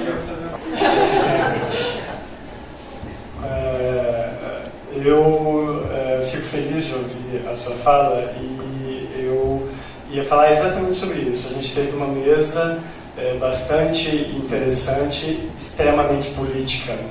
E parece que a gente está aqui fazendo um trabalho voluntário, né? A gente não pode separar a questão da atuação do movimento político. E eu não estou falando necessariamente da política partidária. Se bem que a política partidária a gente também não pode negar por uma questão muito básica. Nós temos o ECA, promotora, nós temos o SUS como políticas de Estado, que são atacadas por projetos políticos de plantão. Então, como fazer com que essas políticas sejam efetivamente de Estado? Que a política para a moradia, que a política da educação, que a política da saúde, que a política do meio ambiente, que a política da criança e do adolescente e da assistência social se transformem efetivamente em políticas de Estado e que a gente não fique à mercê de projetos políticos partidários, né? Se a gente pensa nesse sentido, a gente tem que fazer um recorte sim. O congelamento de gastos por 20 anos é um crime. Ricardo Barros, que infelizmente é paranaense da região norte, está aí acabando com o SUS dia atrás dia falando besteira. Então nós não podemos achar que nós vamos, enquanto sociedade, enfrentar esse mercado, enfrentar esse capital que está por trás desses projetos políticos partidários, minando as políticas de Estado. A gente não pode achar que isso está descolado e que só com um trabalho voluntário nós vamos conseguir resolver o problema, porque não vamos. É louvável a atitude, é louvável o trabalho pessoal voluntário, mas ele não é suficiente. Nós precisamos fortalecer as políticas de Estado, e a atuação política, muitas vezes partidária, é quem faz esse trabalho. Já fui assessor de imprensa de secretaria, já fui conselheiro da criança e do adolescente, fui testemunha da doutora Edna quando ela vive e fazia esse trabalho na Promotoria da Vale da Infância, né? Inclusive enquadrando apresentador de televisão que tinha um programa que foi reclassificada a faixa etária e tinha que sair do programa do meio-dia para as 22 horas, e ele teve que assinar um TAC. E eu costumo dizer o seguinte: quem assina termo de ajuste de conduta é porque ele está com a conduta irregular, senão não assinaria, né? Então eu deixo, acho que esse apelo, esse momento para reflexão, né? Porque naqueles momentos que a gente está fazendo um trabalho técnico, não esqueçamos que tem alguém por trás da sustentação política. O trabalho técnico não existe sozinho e por si só. Tem um projeto político. E esse projeto político tem que se transformar em projeto de Estado, né? E aí a pergunta, Fábio, quando a gente pensa o jornalismo impresso, você está falando de 2013 e o jornal de Londrina ainda não era afinado naquele momento, né?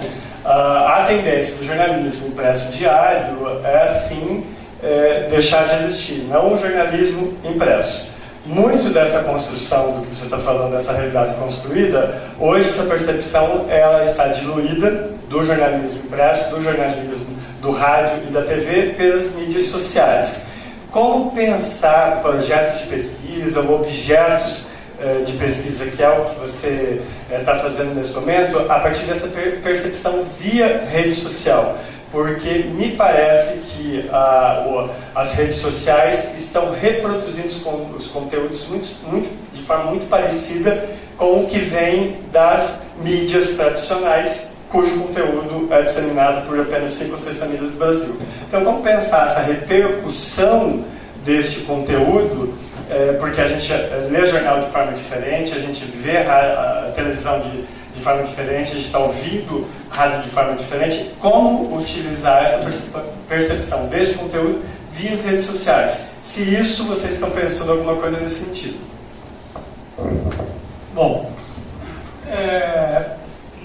primeiro a questão dessa mudança que acontece na mídia, né? Essa é uma hipótese de trabalho da minha pesquisa de doutorado, que eu estou analisando os limites do jornalismo, que aliás o meu objeto é o JL, inclusive.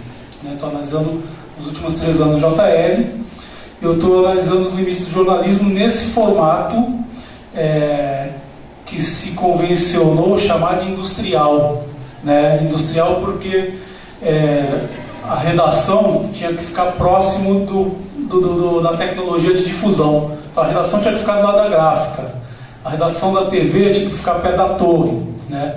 E que a lógica das novas tecnologias mexeu com tudo isso, porque hoje tu pode produzir TV por internet, tu pode, mesmo no jornal impresso, tu pode escrever à distância da redação, enfim.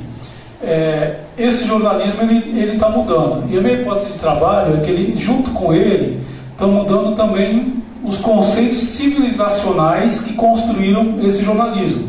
Eu não sou tão otimista.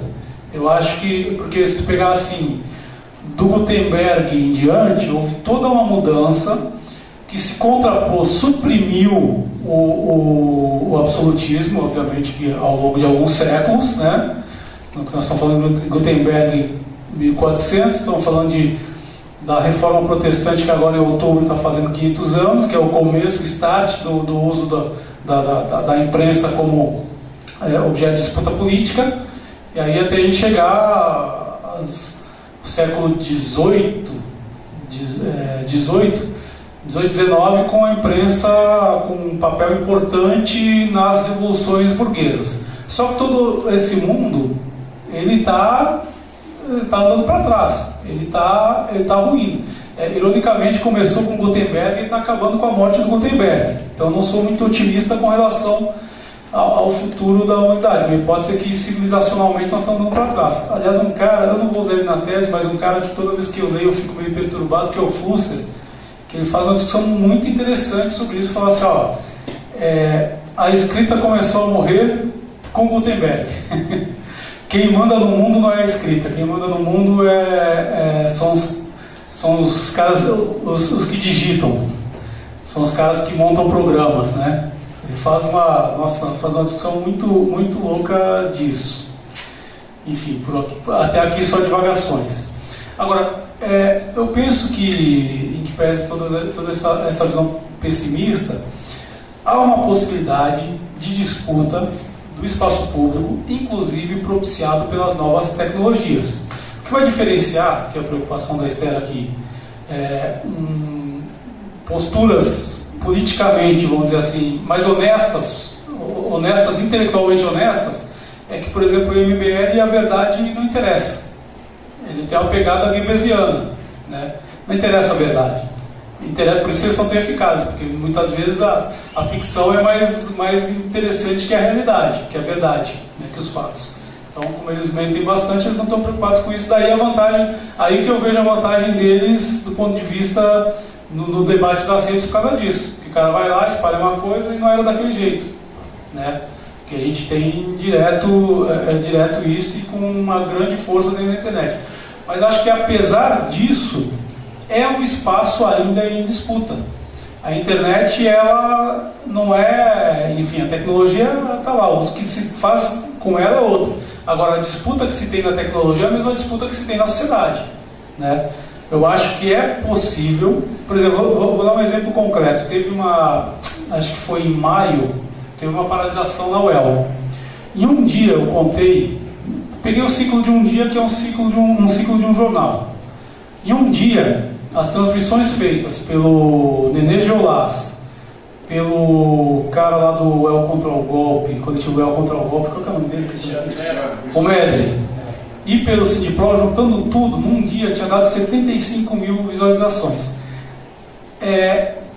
A RPC, o Paraná TV 2, deve ter 200 mil,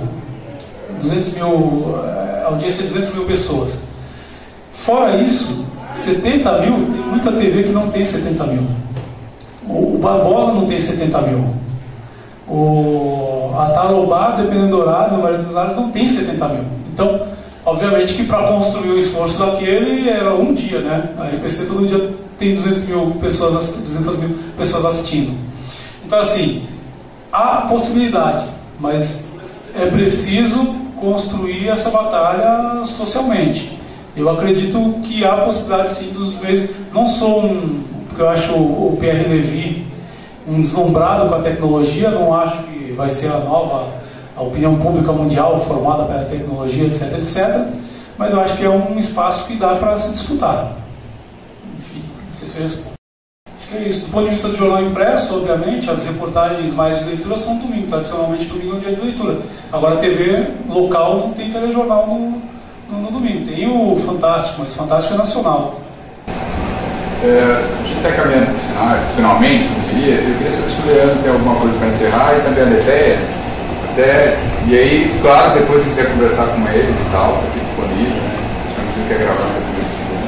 Então, eu queria agradecer aí o pessoal aí que participou aí, convite também, João de Carvalho, trabalhou comigo lá no Vista Belo, Lagoeiro, pessoal aqui.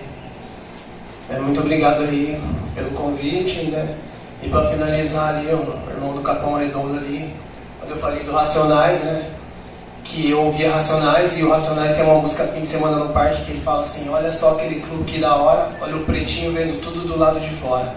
Então, quando eu ouvia isso, eu era esse pretinho vendo tudo do lado de fora, né? E hoje, eu não estou mais do lado de fora, entendeu? Hoje eu estou aqui, entendeu? Eu estou dentro da universidade, eu estou sendo uma referência para as pessoas, os jovens do meu bairro. Eu estou aqui porque eu quero mudança, entendeu?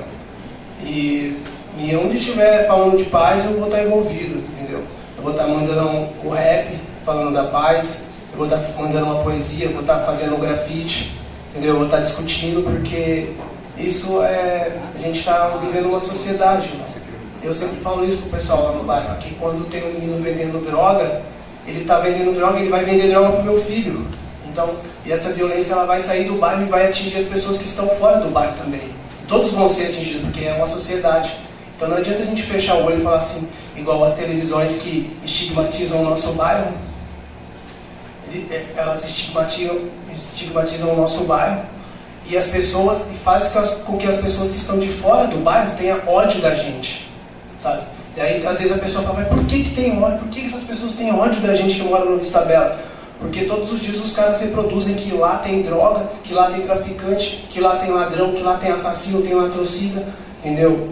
E nem é tudo isso aí também não, entendeu? Então eu acho que é por esse lado aí que a gente tem que... Eu fico louco quando eu assisto quando eu vejo passando aqueles programas da Tarobá, que os caras incentivam a violência, cara. A polícia entrou no Flores do Campo e o repórter e o jornalista fica falando, mas tem que entrar mesmo, que não sei o quê, que a polícia, sabe, incentivando a violência, sabe? E nem é tudo isso, a polícia entrou lá numa boa, fez o papel dela e saiu fora, só que o jornalista ele tá ali falando que tem que bater, que tem que entrar, que tem que expulsar o povo dali, sabe? E no Vista Bela eles fazem a mesma coisa também, porque eu já vi várias vezes, às vezes eu assisto só pra ficar analisando, sabe? Pra ver, assim, o ponto de vista do jornalista, cara. É totalmente irresponsável os caras, sabe? Mas enfim, é isso que eu queria falar. Bom, eu também quero agradecer. Eu quero falar obrigado pelo Fábio, porque é um dado da promotoria que eu via toda vez, eu atendia menino, todos os meninos que chegam para mim, ou é tráfico ou é roubo. E nos jornais, latrocínio, eu via, nossa, eu acho que caiu um para mim em 2 anos. Né? E toda vez no noticiário, divulgando exatamente números opostos aos que eu convivo no dia a dia. Tá certo que nem tudo vai para a polícia, porque nem tudo as pessoas registram, enfim, há um número também estimado nesse sentido. Mas a minha realidade demonstra aquilo que você apurou na segunda coluna. Quando você começou a colocar do jornal, eu falei, nossa, mas isso aí não é minha realidade. Depois você esclareceu e eu fiquei feliz por isso. E para pensar, assim, uma coisa que tem me chamado bastante atenção na questão da humanização, que não vamos devagar sobre isso, eu acho que não há resposta, mas de humanização é assim, o que determina uma criança ter nascido da minha barriga, por exemplo, são mais de 2 crianças, e uma criança nascida na mãe dessa barriga dessa mulher que é soro positivo não tem o que comer. Então isso foge muito ao nosso limite de seres humanos, com certeza, eu não sei se eu vou morrer sem ter uma resposta. Mas isso aí foge ao nosso alçado. O que determina uma criança nascer aqui ou nascer, e o que determina essas situações. E por isso ela é menos humana, é mais humana do que alguém, né? Então a gente trata o problema muito como o outro. Quando a gente não sabe o que é o futuro, né? A gente vai morrer, o que vai acontecer, o porquê que determina um nascer negro, outro nascer mulher, outro nascer pobre, né? Isso não é do nosso controle, não é da nossa alçada e nunca vai ser. Né? Então isso também não pode determinar fatores discriminatórios, né? Eu acho. Mas assim, obrigada, Fábio, que você me tirou um alívio, viu? Bom, também rapidamente agradecer o convite. Acho que esses dados são importantes, a gente vai continuar pesquisando em outros anos e esse diálogo é importante também, né? Então a gente também tem interesse em difundir essa pesquisa, porque é importante que a sociedade saiba.